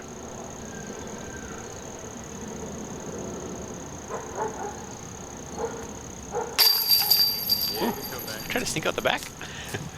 Looked like I thought about it for a second. He's happy with that. Yeah. Got a nice break on the tree. Yeah, that easily could have Saved drifted him a OB. stroke, absolutely. And sometimes you throw a shot so bad it's decent again. Oh no. This doesn't look good for Double G. This means Garrett already went out of bounds once. It does, yeah. It does, as he's up on the line, and we know nobody's trying to stop that close to the line, so he tried to push the envelope, and Winthrop Gold made him pay the price. So that was throwing 5. He's putting for 6. Yeah, he's probably walking out of there with a double from how far away he is from the basket. I mean, it's so hard to play that flare skip off the parking lot there and get in tight on the basket. Yeah. I mean, He's putting for par. 5, yeah. Thank you. He's circled 2 for par. right. Took me a minute to work it out, but I got 6. there. My bad. Thank My you. bad. Thank you.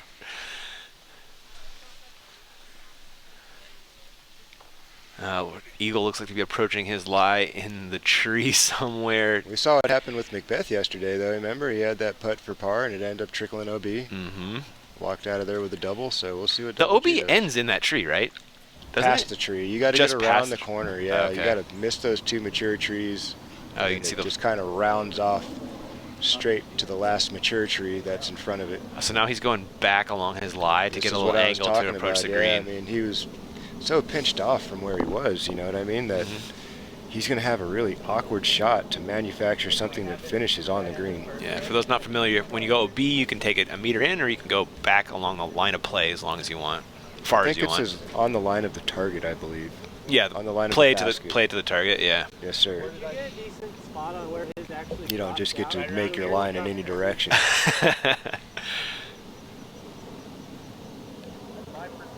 Looks like we're trying to figure out Eagle's lie exactly. I'm guessing. Stan helping him out. It's going to be a really touchy shot, no matter where he takes this. I assume he's going to back up as much as he can. And then try to pitch a forehand over? Maybe. It's hard to say, but this is the scariest green, you know, as Yeah. far as trying to land one close. This is See the him most there trying treacherous to get his green. reference to the basket, and he's kind of trying to pace out a space that's going to give him some kind of a comfortable look, Yep. something he can work with. He's just,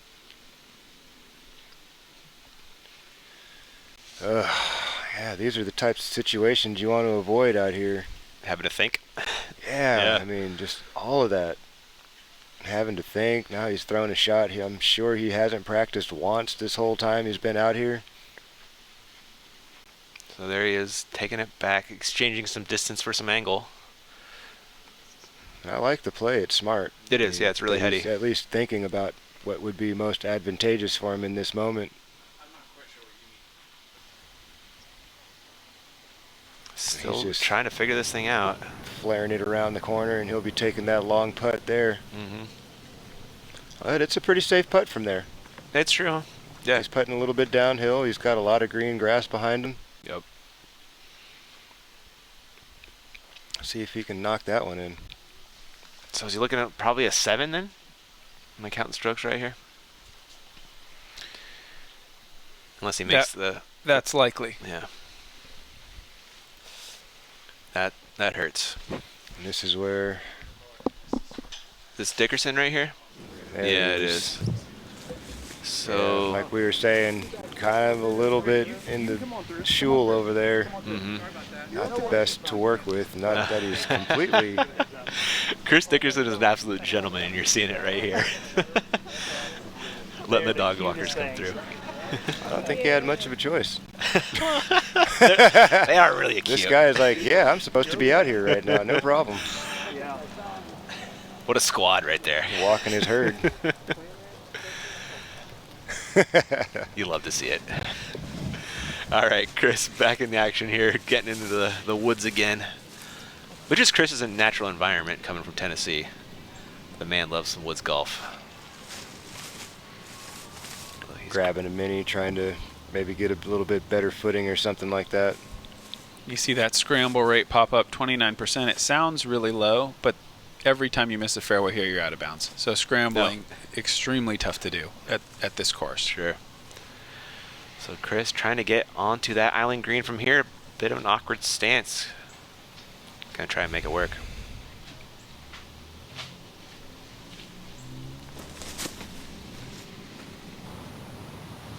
Dude, My goodness.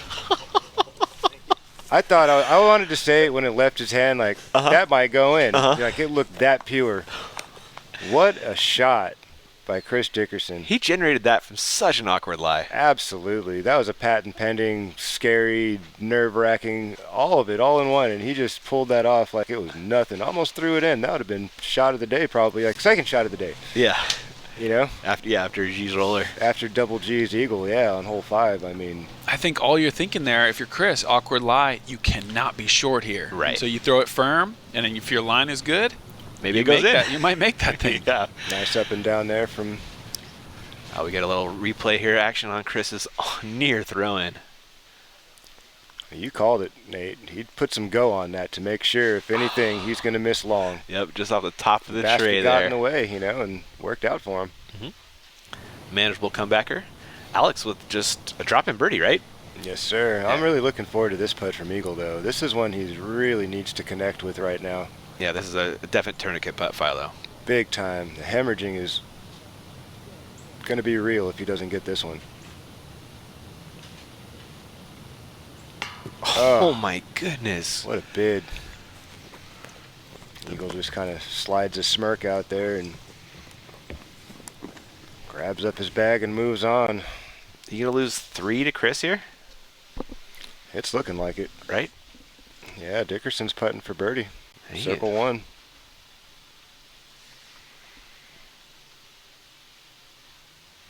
It's like double G probably up first.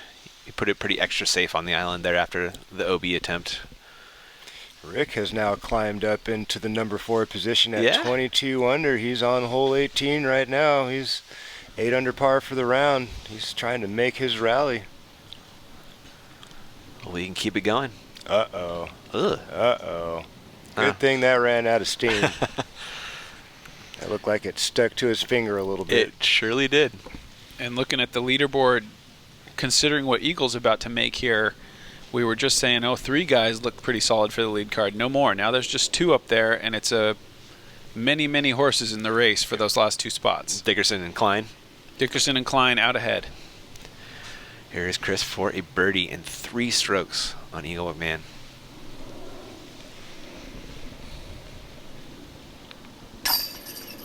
Oh. What a great third shot there. And we are looking at 17. This is Kyle Klein ripping a forehand onto Kenny's earlobe, hopefully. Beautiful shot. Inside circle 1, putting back at the OB, but you know, that's got to be a putt you feel confident in making. Oh, yeah.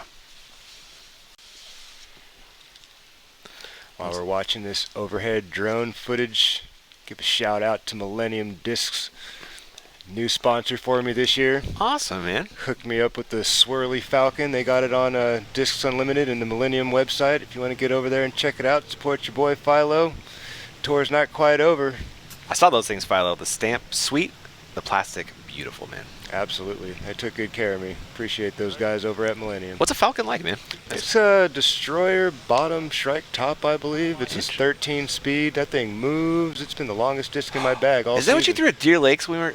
Yeah. Oh, my goodness, man. I threw that thing Dang. at a Green Mountain Championship. I remember one of the greatest holes on the Fox Run. I think it's hole 11.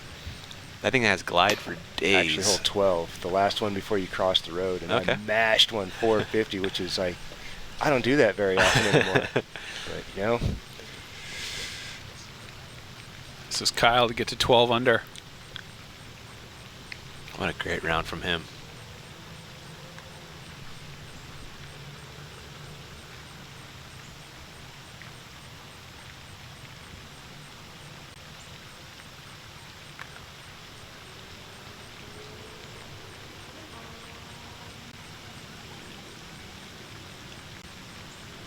Taking a little extra time on this one, it seems. Yeah, you might be thinking about it too hard.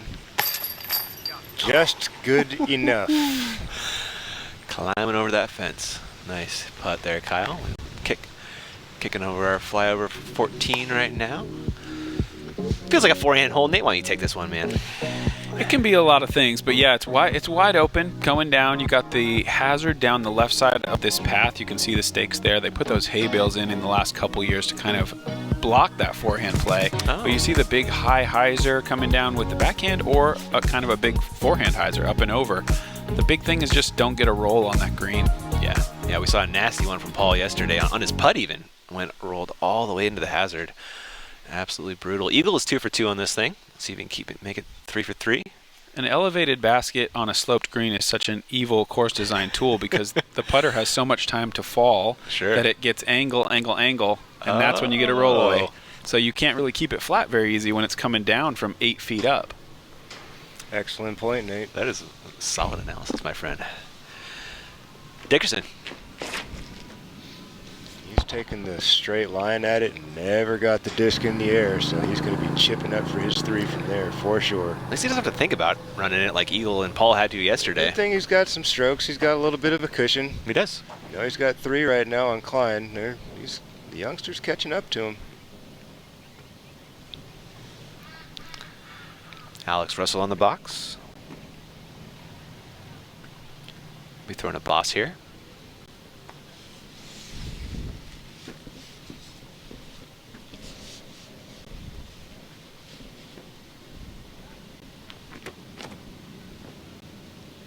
How do you like that one?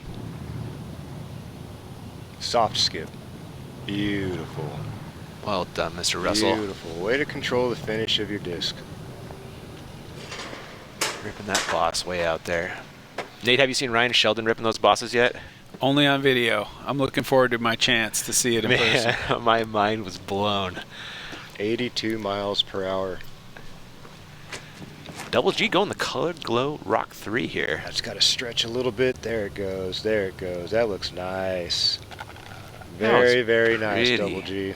That will never, ever roll away. That's such good angle control. It, isn't it? Absolutely. If you've got 600, feet of arm speed, you should be throwing a mid-range on this hole. Yeah. Oh, yeah. There's no reason to go driver. Eagle. Looks like it's FD3 today.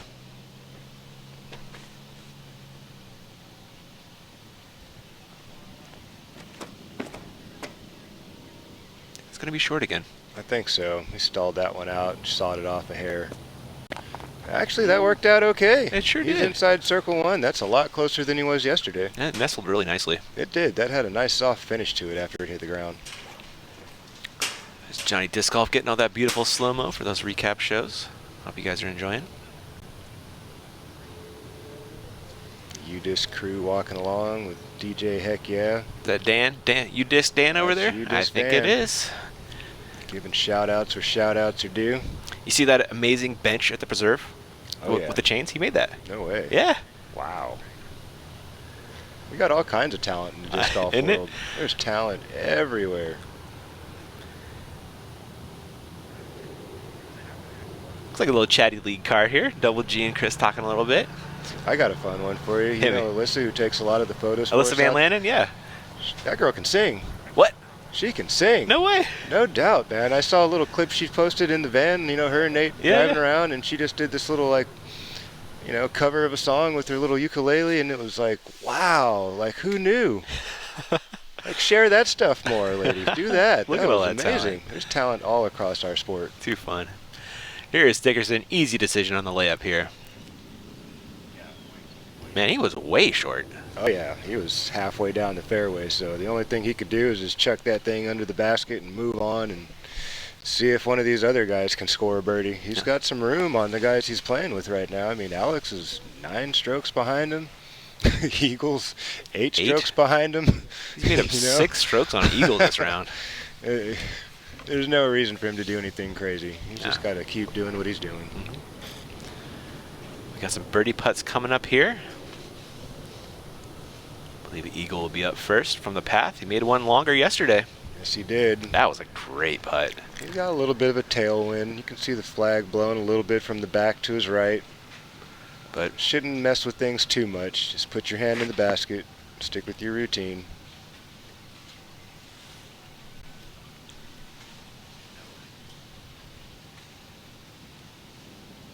There you go, Eagle. Grab a stroke back on the leader. get back on that birdie bus. Yeah, he just needs to finish strong right now. Not really worry about what Chris may or may not do. He just needs to focus on these last few holes. All 4 of them are birdieable. Alex Russell should be pretty routine for him.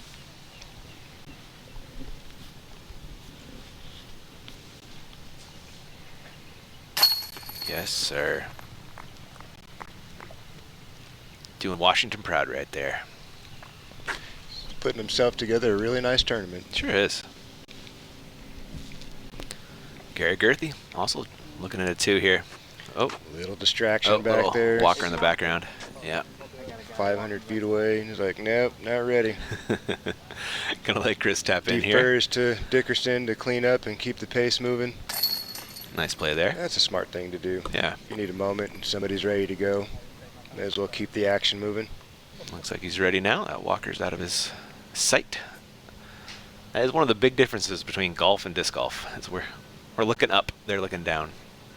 Distractions happen. And in a normal year, there'd be thousands of fans, and you might not be.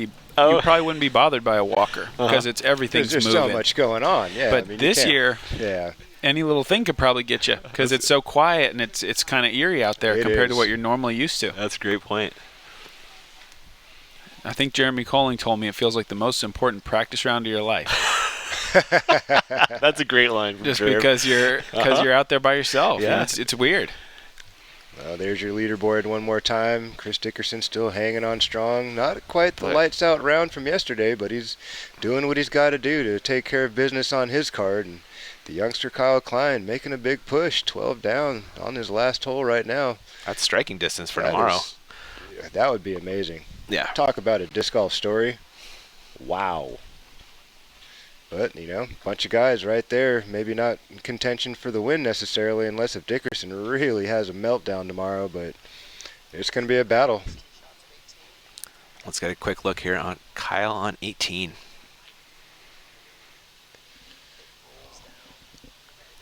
Uh-oh. That's usually a bad sign when you see that happen. Stay in bounds Sit. for him. Oh, no. Well, Is he going to sit? Oh, it's that. Okay. Okay. He's still in bounds at least. It's But- too low, the tee shot. If you come into that hill with a lot of speed low, the flare skip, you're going to roll almost every time. Ooh, This keeps that one in he's in bounds. position. stays in bounds. Playing for Smart par. Smart golf. Yeah, hole 15. Here we are, hole 15. We like to call this the clown's mouth. You got the triple mando. Pipe it through that tunnel, get a little bit of fade left, set yourself up for a pretty easy chip shot into the green. It's not the most complicated if you can get far left, kind of in that clump of trees there, then swing something on into the green, avoid the right side, avoid all the holly bushes and the tiny windows, and find something over here on the left side where the gaps get a little bit bigger. And you called it. That is the key to this hole once you make that mando. Doing our scores here before we tee off on 15. Good to Dan checking in with the gang. DJ Heck yeah right there as well. Looking at the scoreboard, shout out to Zach Johnson coming in -10, up 7 spots into a tie for 5th at the moment. Really? Excellent job. Teammate of ours putting in work today. Another great guy. Yeah. Getting Kenny's in the house with a 12 down. Nice. Getting a little peek in here on Chase Card. Looking at Nathan Queen right now. Tough lefty shot right here, especially on a man that doesn't really throw forehands.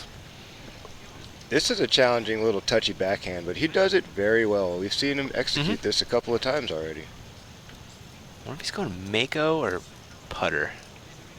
I feel like more of a Mako shot from here. I'm not sure what he's throwing. I just know how he needs to throw it. Yeah. That's looking pretty tasty. Get around the corner. Nathan Queen, ladies and gents. Living on the He edge. was doing that all over Pittsburgh, making these like righty backhand holes look like lefty backhand holes. The way he throws those understable mids and fairways, just beautiful. Alex Yeah. Russell piping it. Get left, get left, get left. Oh, stop. I think he made it though, Hopefully so. but out of position for the birdie, absolutely. Garrett Girthy. That's where it's gonna go. Rip it, buddy.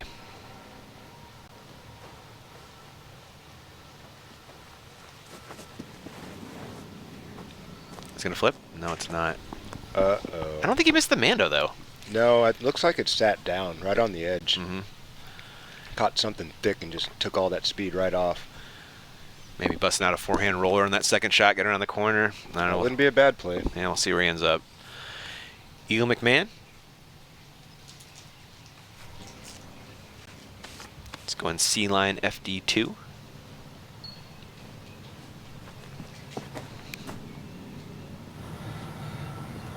Oh no. Early again. Did he miss it yet? I don't think he missed, but he like passed the Mandy and he went straight into the stuff on the left. That's what I saw. I could be mistaken. And Chris Dickerson. Another opportunity to put some more strokes between himself and Eagle.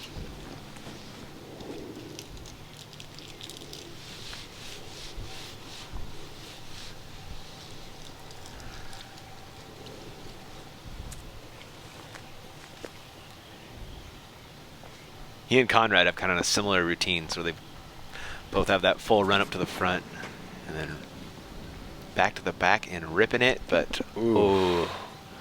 Didn't hook up fast enough and he waxed the Mando tree, but Not one player cleanly through. Wild. Unexpected. I don't think we've seen maybe one person miss it so far on the lead card. I'm playing this one well. I feel like it's an easier triple Mando hit than 7, Philo, right? I mean, it's probably just nerves, man. You know, we're chase card. We're almost done with the round. Things have been shaky for a couple of guys on the card. You know, Chris Dickerson's probably not checking his phone very much, but he's got to have an idea of what's going on behind him with this young buck here, Kyle Klein. Pretty sure there's a par save right there. That was his par save. Yep, here's his up. He had that bad roll. He pitched up to there. There's his third shot. Okay. Tap in for his par. Best case after that drive. Solid shooting today. Solid shooting today. Yeah, got to be proud of that. Absolutely. He's going to rest really nice tonight. Or not. He's got the lead card nerves, right? Nah, It's going to go one way or the other. I think he's going to be fine. He keeps it cool. He knows where he's at. He knows the position that he's in. I know he's a young guy, but he's shown us that he can keep his composure. Yeah. You know, he's confident in himself. So we are looking in the woods. Is this Yeah. double G's lie? Looks like he punched in there a little further than I thought. He's going to have a awkward out to get through the triple Mandy. You ever been in there, Philo? It looks thick. Typically not, no. I'm sure I have. Not so early, typically, you know. We've had other years when, like, that whole left side was out of bounds. Oh, really? Yeah, and, like, you had to make the Mando and make the corner to be safe. You're looking for somebody who's been in there. Throw it over this way. It's pretty thick, and honestly, the drop zone has been made so much more forgiving. It almost might be better to miss the Mando in some of these cases. Yeah, because he is stretching out something real awkward here. Yeah, he's just got to get past that Mando and get around the corner just a little bit, just enough so that he can see where the green is, and he should be able to save his par. Oh, no. No. Trying to cheat it a little bit, and Yeah, it he looked got like caught was cheating. Trying to race it again, kind of like that throw when he busted out his Sonic and didn't really take much time and just kind of wung it out there. Got some sticky fingers right now. Something, man. Held on to that one just a little too long. Eagle up next, or is it Chris? They're trying to figure it out, I think. It looks like they're going to let Chris go first. Technically, Eagle's disc gets closer to the hole. So, you know,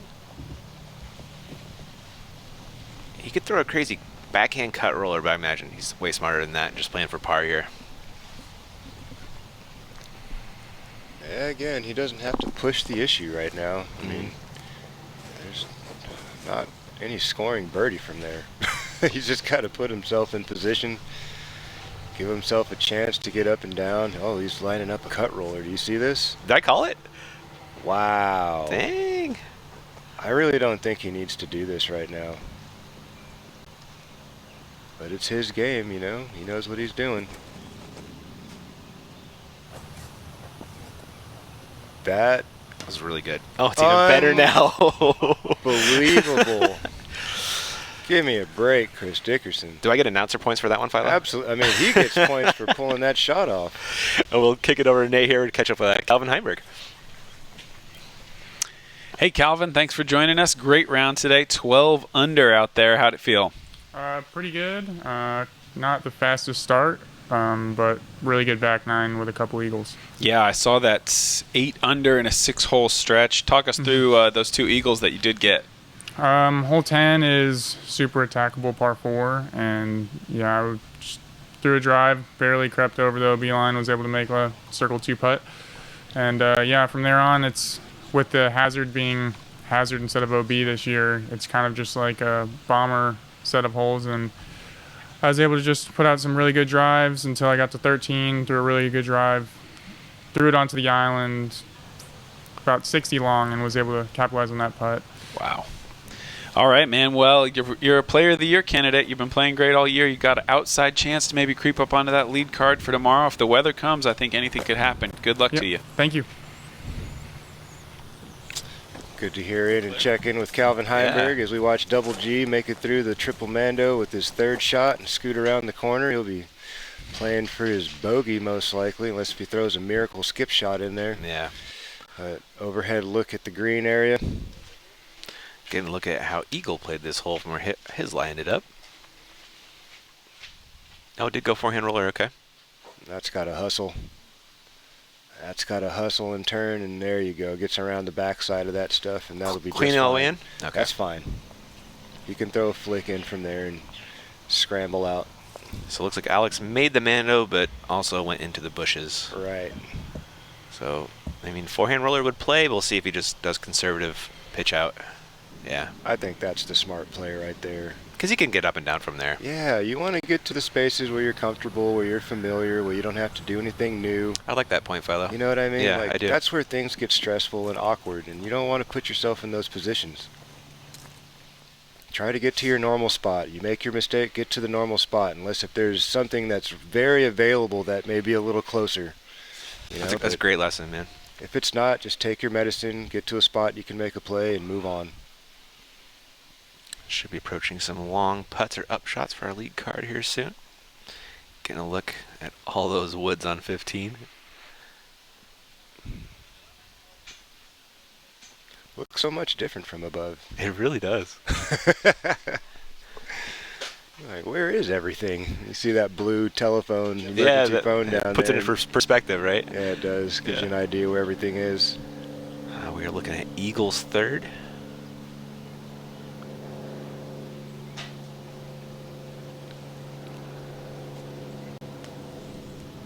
There you go.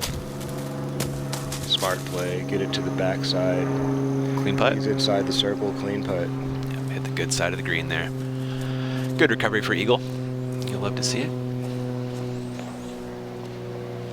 Alex Russell. Also looking to get in position for a par save. I give Alex about 165 feet to the basket from where he's at right now. Okay. Doesn't have the longest shot. It's just a little touchy. Don't want to go in there too hot. Don't want to fluff it.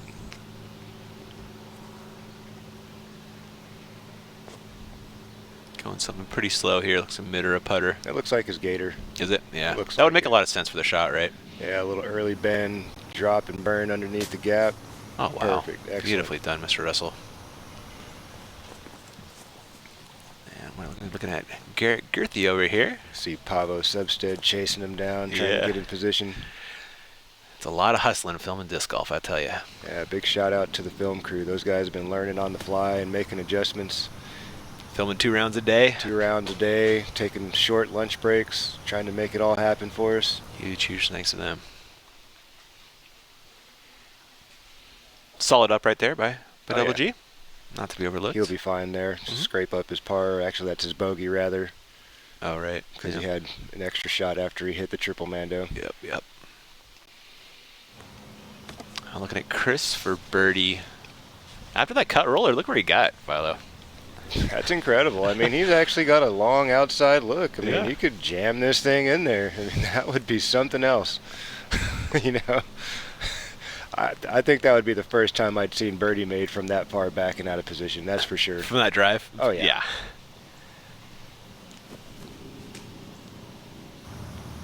Ooh. He scared it at least. That was a 1.5 feet short of being all in those chains. That would have been incredible. Well, the young buck Kyle Klein is in the clubhouse at 28. He's 12 down for his round, and Dickerson still got 3 strokes with 3 holes to play, so he could extend his lead or something really interesting could happen in the last 3 holes, and all of a sudden that cushion is gone, and we're going to have a 2-man race pretty much going into the final round tomorrow. 17 is coming up quick. Eagle trying to find some footing in this leafy area. Nice putt. Had a way to clean that hole up there for Eagle. Yeah. Great par save. Absolutely. Should be looking at double G here. This will be for his bogey 5.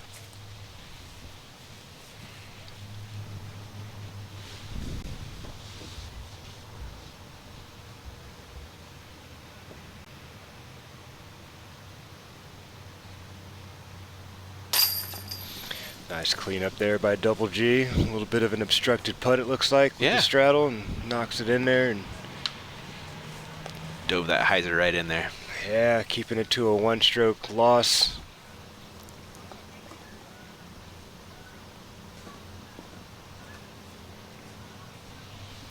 Mr. Russell coming back for his par. Still hanging in there in the 4th place spot. Is he? Nice. Yes, he is. He's hanging on. He's got it by a stick right now. Everybody else is pretty much in, minus, no, that's it. Yeah, the chase card's already in, right? Looks yeah, like it. Kyle Klein was on it. Yeah, looks like everybody's in. It's just these guys now, so it's up to these 4 guys on the card. What's going to happen? Yeah. Speaking of Kyle Klein, we'll be checking out him in a couple minutes here. There you go. James Conrad bumping up into the tie for 30th. Emerson Keith is on the cash line. So if you were curious to know where it's at, it ends with Emerson Keith, and you look who... You know, these guys can still make some moves, you know what I mean? There's still time. Let's check out our leaderboard. Going into our final round, so we'll make that important lead card. Look at all those 22s, 22, 22, 20. Macbeth in the house at 5. Double G still out there on the course at 19. He can still make a push and leapfrog over a couple of guys and find himself... I don't think he'll make the lead card, but he can be on the chase card right now. He's fallen off. Yeah. Hope we get going soon here. Let's throw it over to Nate, who's got Kyle Klein on deck. Hey, Kyle. Great to see you after that round, man. We were watching you all day. 12 under, no out of bounds. Were you feeling pressure out there? How was it? A little bit of pressure, yeah, for sure. Because I knew going into probably hole 16, 17, and 18, I was like, I knew I was bogey free, knew I was OB free, and coming down those last 3 holes, I'm just telling myself, don't go out of bounds. You have a great round going so far. Don't throw it away here. Well, you did that, man. I think the people at home, we got to know one thing. We need to know your date of birth. Date of birth, May 18th, 2002. 2002. We're gonna have to run the numbers on that because I know Will Schustrick was pretty young when he won his first title. You are in the hunt, my man. So you're gonna be up there, lead card tomorrow. How's that feel? Feels a little bit surreal for me. Yeah, I bet it does. I was just telling myself I want to be top 10, so I get an automatic invite. But here I am sitting in 2nd. So now I'm here. I'm like, might as well just go try to win the thing. I like that logic, my man. Good luck. Good luck to you. Fantastic performance. We're all really impressed, and we can't wait to watch you tomorrow. Thank you. Yeah, well, minus a catastrophic last round, we'd say your top 10 spot's pretty locked in at the moment. But that it just is. Keep doing your thing, man. Excellent interview, and nice to see the youngster come up and share a few words with us. And I'm sure all of his friends and family back in Michigan are super excited for him. Coming into Championship Sunday, got a chance to walk home with $10,000 as an 18-year-old professional disc golfer. That's a lot of money when you're 18, man. It's a lot of dollars. It's a lot of milkshakes and fries. Look at this 16 right here. This is kind of that peninsula green surrounded by hazard. So slightly less punishing than the OB, but Still there. Eagle looking slightly dejected after this round, and you can kind of understand why. It's been, absolutely. Look at that roller coaster, man. Absolutely. I mean, he was right there. He had that early turkey. It looks like the tryptophan got him on 6. Oh, my goodness.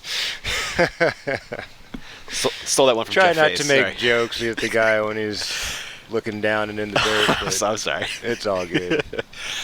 Alex Russell on 16.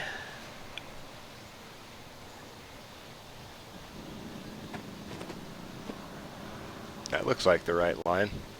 Might need a skip. He's going to need the skip, but no! Ah. Oh, that's the kind of rough part about this course, man. The grass is very thick outside the fairways. They went U.S. Open on you guys, man. They want you to make sure the disc is landing inbounds at the finish of the shot. I mean, he just hung it out there just a foot too much and putting for the hazard for par. I've thrown that shot enough times to, if it's a little low and wide like that, you start to get really scared. This is maybe overcorrected off that one, or is it perfect? I think he hit the trees coming in. Yeah, he did. He is a bit safe, and there's our extremely enthusiastic spotter. That's possibly the best in the business out here right now. Trying to earn that Golden Rake Award for next year. Robot Chicken looks like a mid-range out of him. Let's see what that is. Yeah, this is a smart play. Keep things over fair land. Aim inside that leaning mature tree there on the left center. Yep, he's throwing an M3 for the Keep record. that thing, 6, 8 feet, 10 feet off the ground. Make sure that it doesn't have much fade at the end.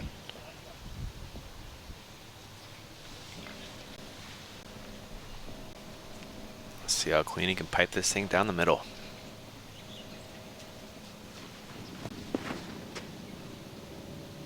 Uh-oh. Yeah. Oh, well, that was probably the best thing that could have happened. That was heading into the hazard. He didn't put the straight on it. He threw it straight, but it wasn't going to flip up. I think it had a bit too much integrity for that. So that was a good break for him. That tree saved him a stroke, That no saved doubt. him a stick. And he doesn't want to start coughing him up now. He's got a nice little cushion going into the final round. Everybody's in, so it's up to him now. What's going to be the situation for tomorrow? Garrett Girthy, Rock 3. Flip. That's got to stand flip, up. That's got to stand up. It's got to stand sit, up. sit. There it is. There you go. Okay. A little bit short. He's probably in between circles there. I can't get enough of this spotter, man. He's really working that flag, man. Yeah. Get every wave of that thing he can out. He's trying out for NASCAR, IndyCar guy, the checkered flag guy. If they borrowed him from Charlotte Motor Speedway. And for Alex Russell, it's pretty simple. He's at 23 under. He's in the hazard now. Okay. There's 4 guys at 22 under. Calvin Heimberg would be the one that would take his spot on the lead card. If he misses this putt, he's off the lead card. He's still got 2 holes to play, obviously. But they're tough. But they're 2 of the hardest. Yeah. So it's do or die time for Alex right now if he wants to stay up on that top card. Absolutely big putt. He's held his own today. He's shooting 6 under for the round. 90% on circle 1 putting too. He's holding Is he in the his own. circle? No. No? Just Not out? circle 1. So Chris hit that early tree, perhaps fortunate, kept him safe, but got a little shot here. Pretty routine though. Not too much work for Chris Dickerson. Just kind of bleed that thing in there, bounce and run. It's fine. There you go. Bounce and burn, rather. Mm-hmm.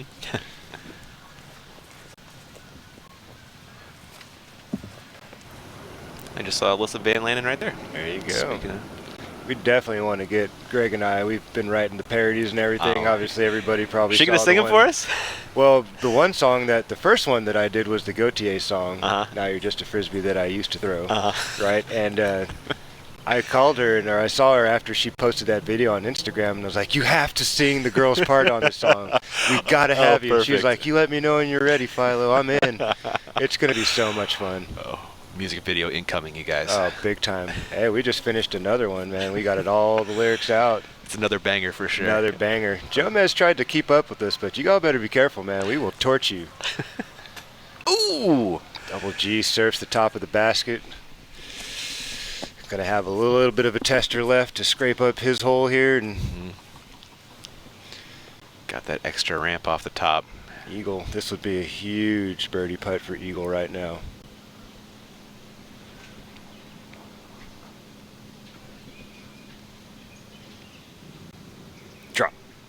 Oh, I thought that was in. Yeah, it looked like it was on center, but apparently just a little wide. Had it on 2 dimensions, just needed that third. No doubt.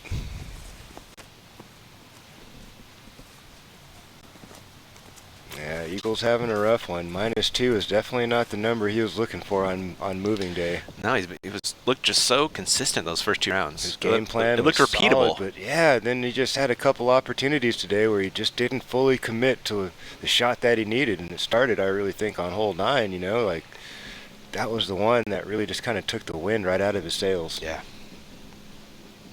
Alex Russell's got this for par through the mozzarella stick. And like Nate mentioned, this is a big one to keep him on that lead card.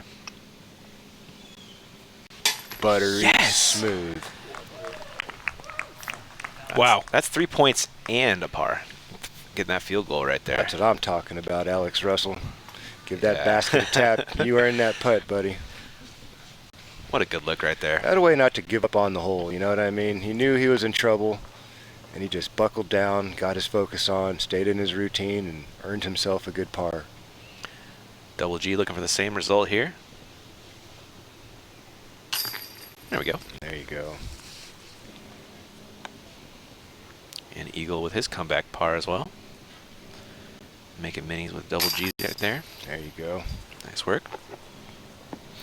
Chris Dickerson will come on along and tap in his fortunate break off of the tree par as well. And all pars here. Yeah, this maintain. It feels like a birdie hole. I don't know. It is a birdie hole.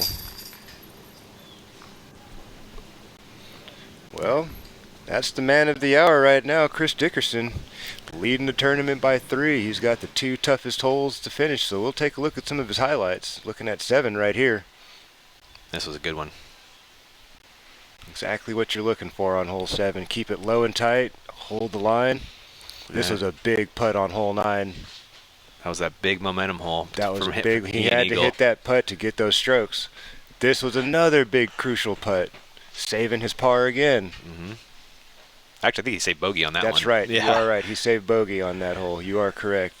And then this break right here, wow, just saved him an extra stroke. That was headed right for that hazard. That was going to be a long putt too. That was. I think it had no turn on it.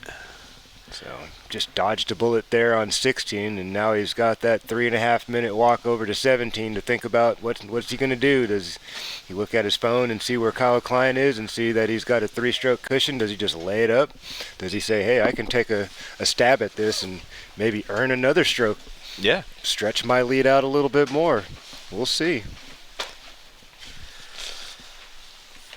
So Alex just sitting 1 stroke clear of that pack that Nate mentioned. A par finish will do it. But easier said than done on 17 and 18. Yeah, so here we are. We're crucial point of the game, you know. It is. Chris Dickerson's walking up to 17 right now. He'll be making his choice. Is he going to attack the green? Is he going to lay it up and try to preserve his 3-stroke lead heading into the championship Saturday? Or will he push the envelope, try to get that extra birdie, a little bit more breathing room heading into the last round? Or yeah, it's all to be seen right here in front of us, guys. A little bit more awesome disc golf to watch. It should be great. Absolutely. It's been exciting. I mean, he's putting on a show for us this weekend, folks. He is. Coming into the pressure cooker on 17, though. This is where, it could go catastrophically wrong if you let We've said it. So many times before, hole 17 can ruin your weekend, or it can set you apart and send you on your way to collecting a ring. True words, sir. Getting a little look at that top 10. Paul McBeth coming in with just a 5 down today. I thought he'd fight back a little harder after that round yesterday. Yeah, I mean, I'm sure Paul is super disappointed. I'm sure he was really looking forward to taking down the only major of the year, like we said yesterday. Yeah. Like, that's what Paul is all about. He wants to win majors.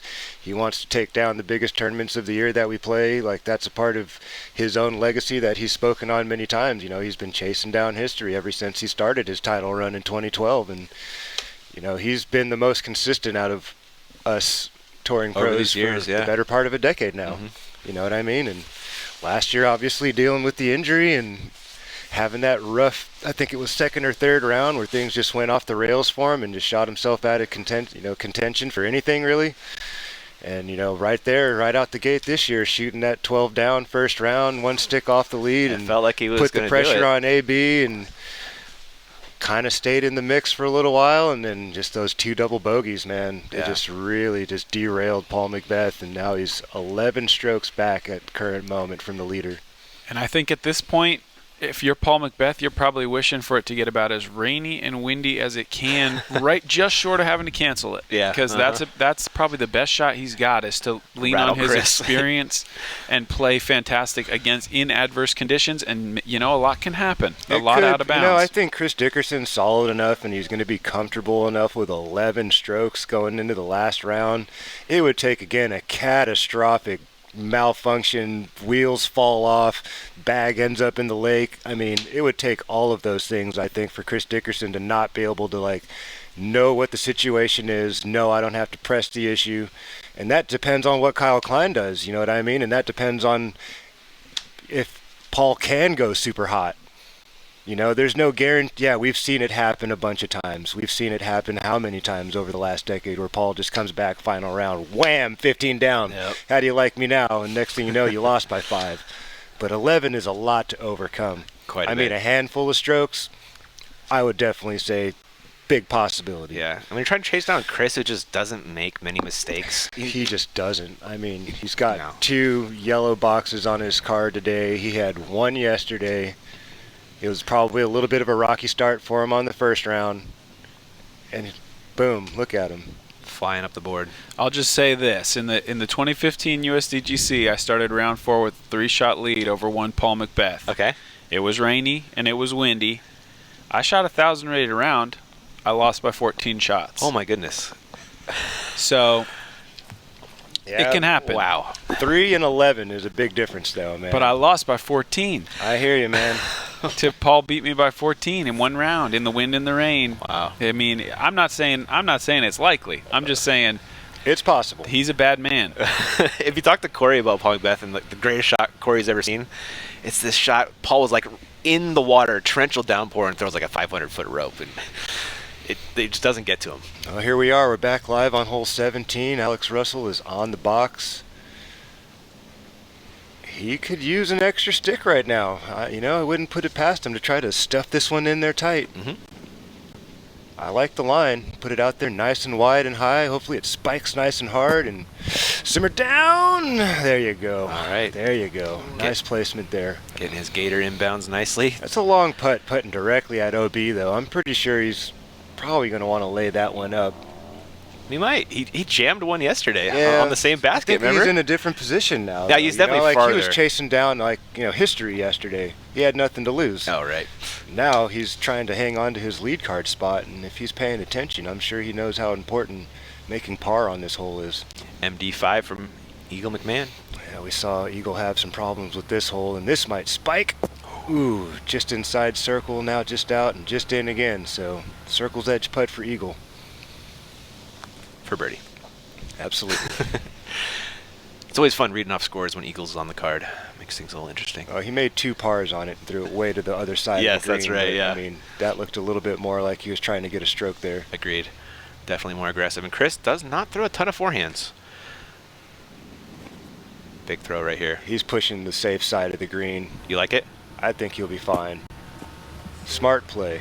That's a Good. veteran savvy play right there. It's not his strong suit or his forte, as you just mentioned, and Yeah. just placed it out there somewhere where he knows he's safe. He's not going to lose anything to anybody at this point.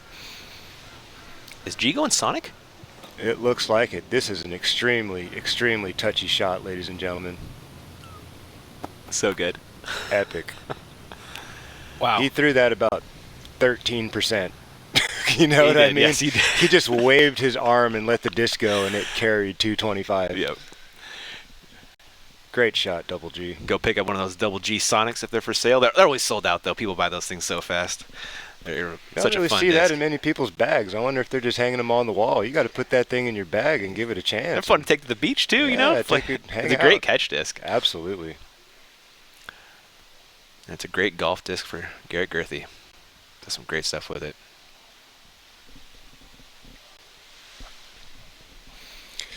This is really awesome drone footage watching the fellas make the walk onto the green here at 17. The day's almost over. It was nice not watching anybody tin cup this one today, Philo. That was. I don't want to watch that. That helped my heart. You know, maybe the people at home like the drama and the suspense and all, but you know, us players, and we've been in this position before, and we know what that feels like to take a big number when you're almost at the finish line, and how hard the ride back to your hotel or wherever you're staying that night's going to be if you blow up on 17. Ugh. And you got to tell people about it. Yeah, they're going to come to you and ask you about it. You don't have to go looking for anybody. Too good. Chris Dickerson, how aggressive is he going to get here? Ace? He's going for like an anti-soft bid at it, so he's got to be sure this thing enters on the right side, you know, and make sure it stays on the safe side of the land.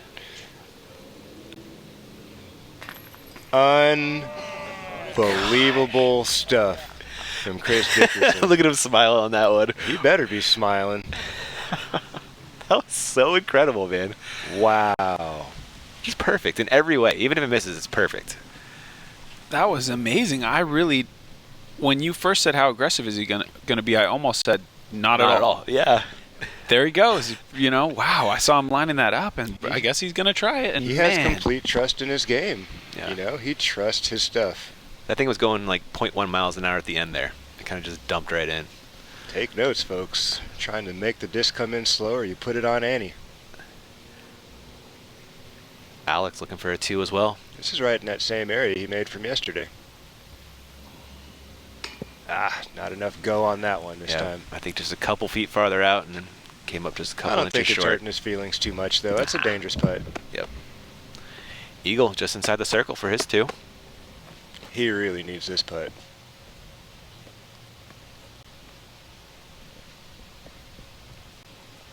Oh. Reset, get his whale sack. Yep. Shout out to Tina Oakley for those. They're awesome.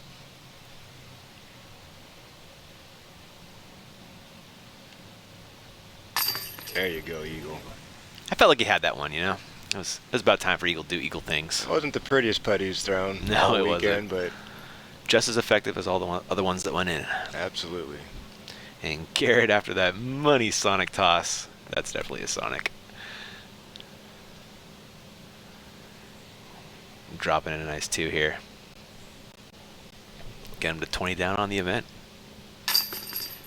Well, he's probably not going to win the event, but he's smiling, he's holding his own, he's still hanging around. He's not too far out of a top 4 finish. No. Just a couple of strokes, a few strokes away. There's Alex dropping in his par. No shame in one of those on 17, though. And get another look at this Chris Dickerson putt.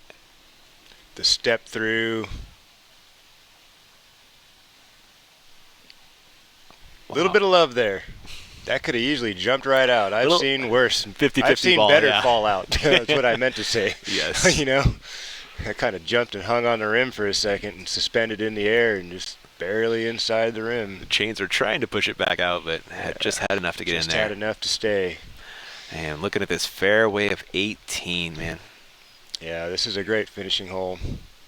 One of the tougher sticks out there as far as fairways go at USDGC. Yeah, this is a slippery fairway, you know what I mean? There's a lot of things that can go wrong, even with the well-thrown shot, you know what I mean? Those wood chips, if you take your hyzer line and a little too flat with too much hyzer, you're going to slide OB. It could pop up and roll with the sidearm play. You know, I don't think anybody's going to get overly aggressive on this shot right now. I just don't think it's necessary. Eagle McMahon. Looking for about 330 off the tee to get to the Hook sweet up. spot. Hook up. That little branch might have just helped him. Don't roll. No. Oh, my goodness. A little bit lower down the hill than he'd probably like to be. It's The gonna be distance is fine, but it's that angle. Now he's going to have to put something really sharp up the kind of fairway. boomerangy up there, right? Yeah, something with a lot of angle and a lot of spin so that once it hits the ground, it takes like one big hop towards the target.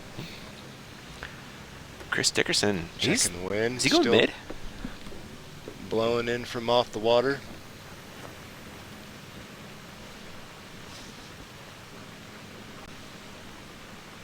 It looks like mid at the fastest. Yeah. It might even be I think putter. it is a That putter, looks a actually. putter. Yeah, I just checked his notes. It is a putter. Look how thick that thing is. That's a putter.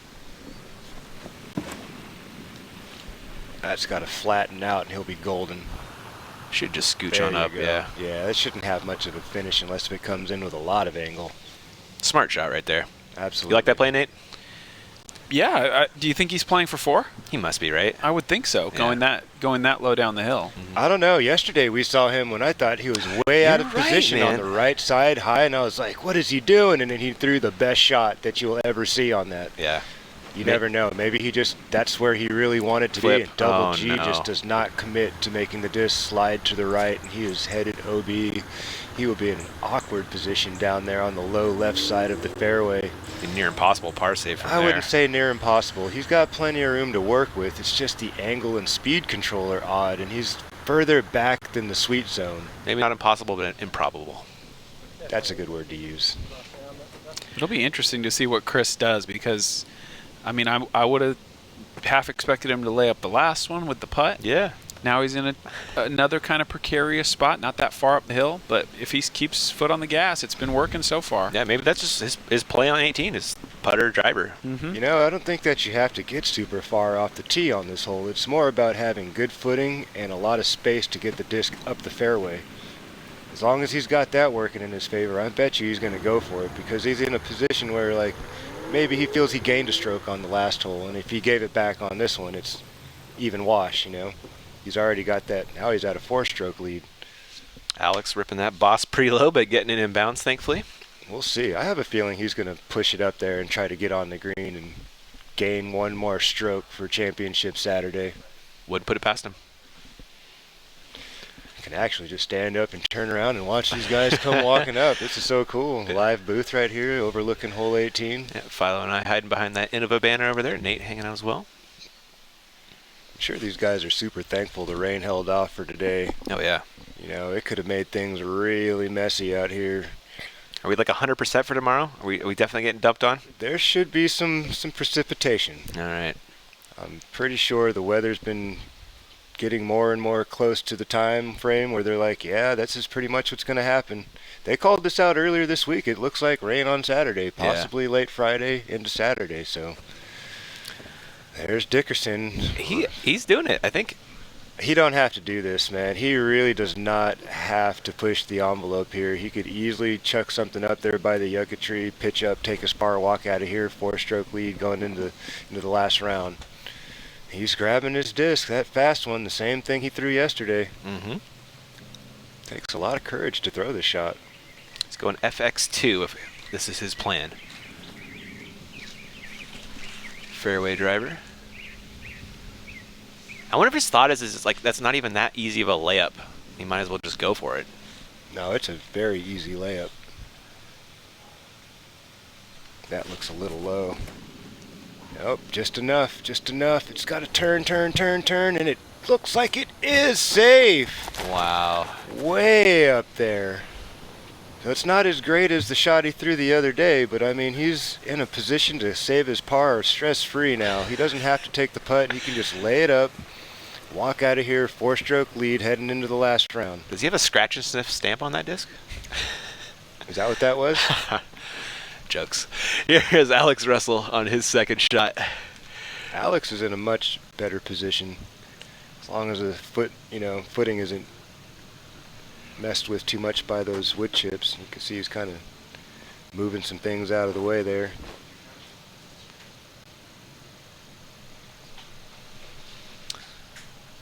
Looks like he's going for it here. It's about 360 feet away from the green from this point. And a lot uphill. In the beginning, yeah, it's a lot uphill. Then it's going to quickly turn down and left.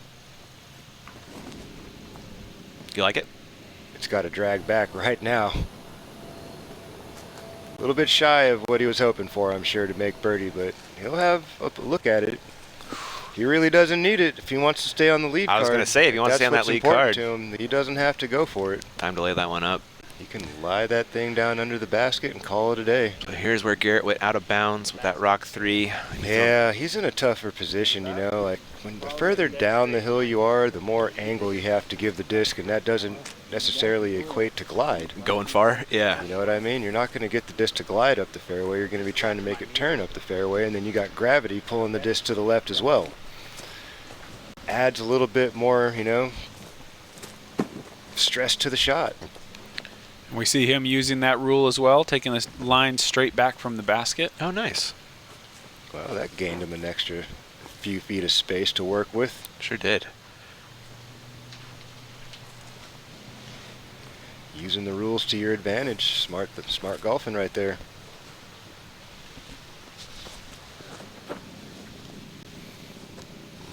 Should have the D. It does. Oh, yes. Wow.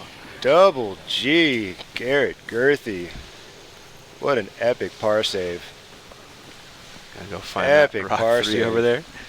He's had some really good moments today. I know it's probably not the round overall that he wanted, and I thought this was low out the gate, but he just barely gets over the hill, and He almost kind of air bounced it a little bit. that was super close to being slightly disastrous. Yeah. But instead, he is in great shape. I'm sure he'll just lay that one up and take a par. Although, we thought that on 17, and then he's got to lay that one up. I hope so.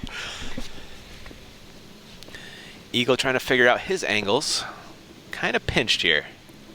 Just a little bit. He's got room to work with. You can see how the fairway just looks a little bit skinnier the further left you are.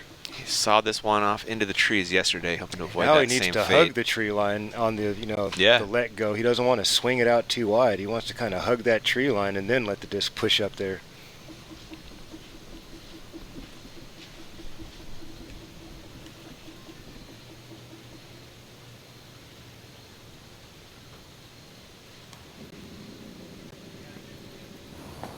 There you go. Can't draw it up much better than that. My goodness, you guys. Excellent finishing shot there for Eagle McMahon. You can just walk up there and drop that in. He'll call it a day and hopefully try to reset and recalibrate for tomorrow. At least he's finishing with a birdie. It's like a nice For sure. omen for tomorrow. He's fought his way through this round. It wasn't pretty, don't get me wrong. Eagle had some rocky moments out there, and he definitely didn't look as calm and, under control as he had the previous 2 rounds. Yeah. But he hasn't fallen off the lead card. He's still in striking distance to make something happen. He's in 3rd place alone with a couple of strokes over Alex Russell, and then you've got a bunch of guys. So this should be our lead card for tomorrow, Philo. Yeah, there you go. Alex Russell, Dickerson, Eagle, Kyle Klein, the youngster, making big moves today, popping up into the lead group. Going to be in the mix and the pressure cooker for the show. It's going to be awesome to watch. Should be an exciting finishing round out here. He called it, sir, and there's a smart layup from Alex Russell.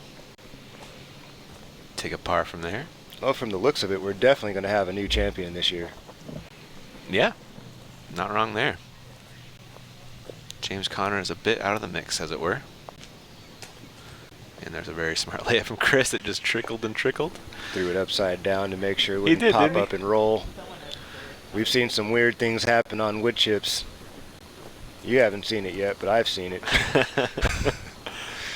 I think one year when the basket wasn't elevated, this guy throws a shot and a piece of shrapnel stick literally javelined his disc into the basket. No way. I believe it was Michael Sullivan. It was like a pole vault, like he tried to slide it, and it caught, as it went over his stick, the back rim caught the stick, pole vault. No way. Ching-a-ling. Weird things happen out here. That is a cool story. On the Winthrop Gold track, and just try not to let the bad weirds happen to you. You want to have the cool weirds like eagles and big birdie putts and fortunate breaks.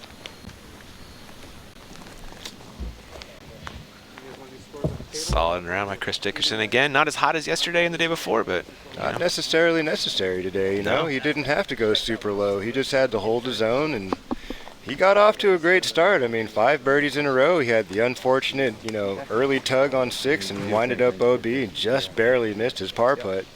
Got a couple of birdies. 8 and 9 aren't the easiest holes to score birdie on per se for the course, and the only other real mistake was hole 11. yeah.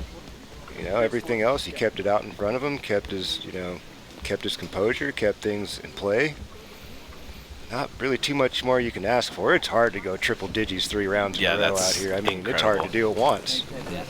And he's got 2 solid rounds under his belt now. Getting some congratulations over there from the official scoring crew. I had a really easy time throwing double digits the other day, though, Philo. Where at? Fuel Park? Here. I was like 15, 16 over. It was easy. It's cake. There's a little 9-hole track not too far from here called Fuel Park, and everything's about 118 Oh, I went and played feet. that one too. I did shoot a legit double digits down on that one though. Figured as much.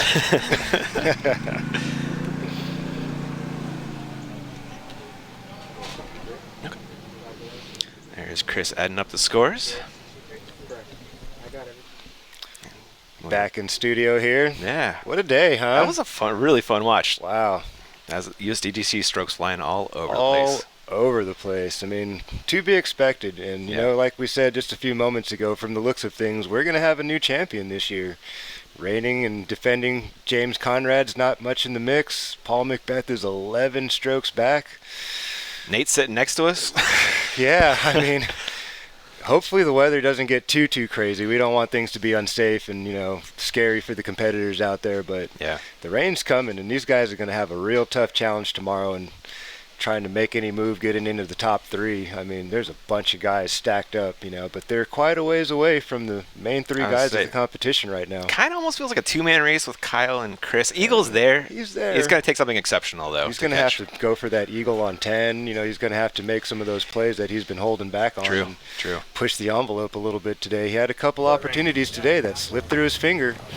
He was right there in the mix, and then a couple times Dickerson actually did make a mistake. He wasn't able to capitalize on it. Yeah. You know, and yeah, he got the last birdie. Chris got his par, but by then it's a little too late. Now he's feeling super comfortable, and he's got one guy that's really pressing him, and we'll see what happens tomorrow. We'll see if Kyle Klein can come back and put another strong, solid round together. If he can put some heat on Dickerson early. If he can get off to another bang, bang, bang, bang, bang, 5-6 birdies in a row. That's pressure. We'll see what happens. I mean, there's no telling what's going to happen on a championship day. Yeah. The nice thing for Eagle is he has that extra gear he can kind of shift into when he needs to. Absolutely. And we'll see if the youngster Kyle Klein can do it. We've all seen Chris do this. We've all seen guys like Macbeth, like Wysocki. Yep. They've got the potential. They've got the abilities to make it happen. We'll just have to come back tomorrow, watch it all unravel. Absolutely. Well, let's kick it over to Nate and Chris. Let's catch up on his round.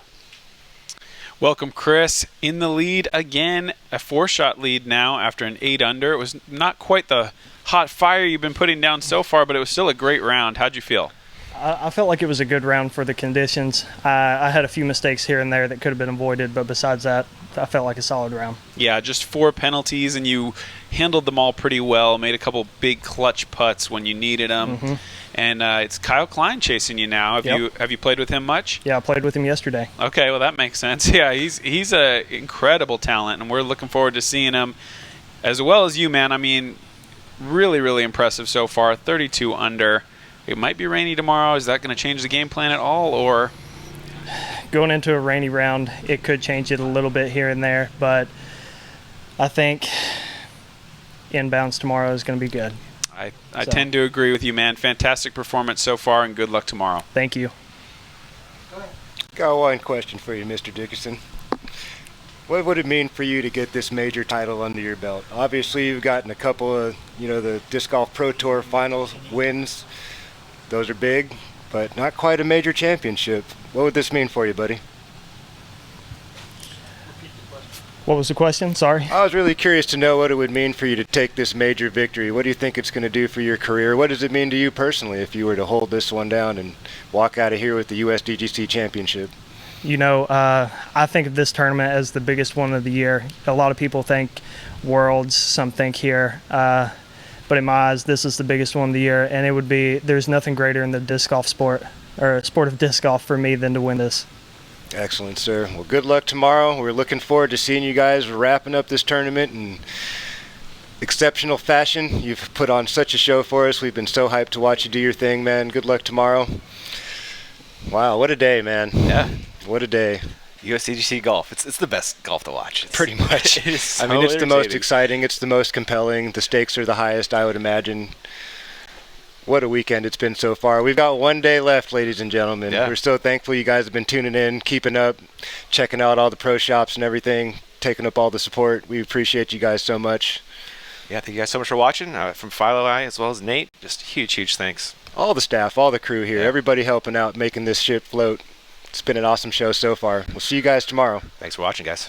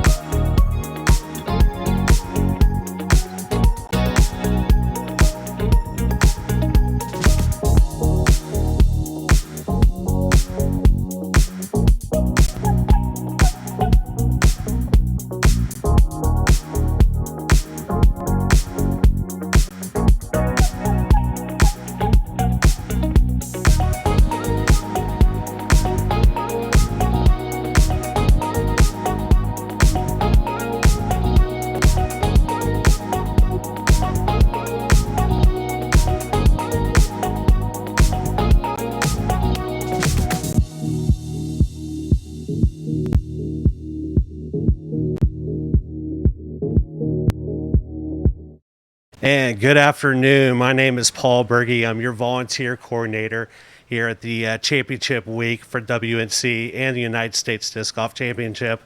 I'd like to tell you guys a little thing about what we do with the Golden Rake. The Golden Rake is awarded every year for the outstanding volunteer. A lot of the work you see throughout the week, throughout the months, it can't be done without all the volunteers that we have that come dedicate their time, their resources, and really it helps what we call the October family come together. That's what we really enjoy about what we do out here.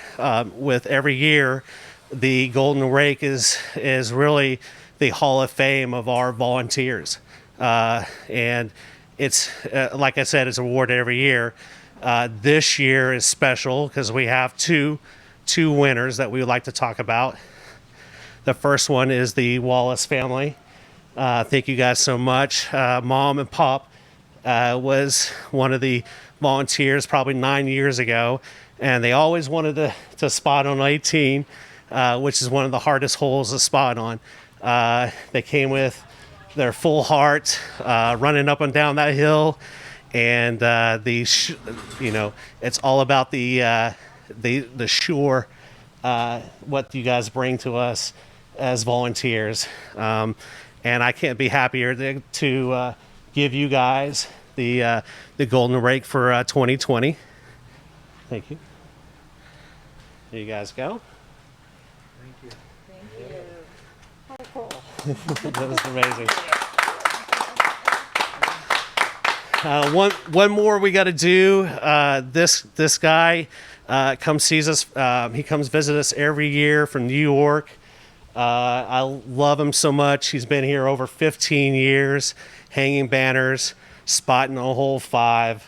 Mr. John Nichols. Would you like to report this? The Golden Rake. Oh yeah. Thank you. Thank you. This group is well deserved of the Golden Rake, and on behalf of all the United States staff, volunteers, competitors, I'd like to present that to you guys. Thank you so much. Thank you. Yeah.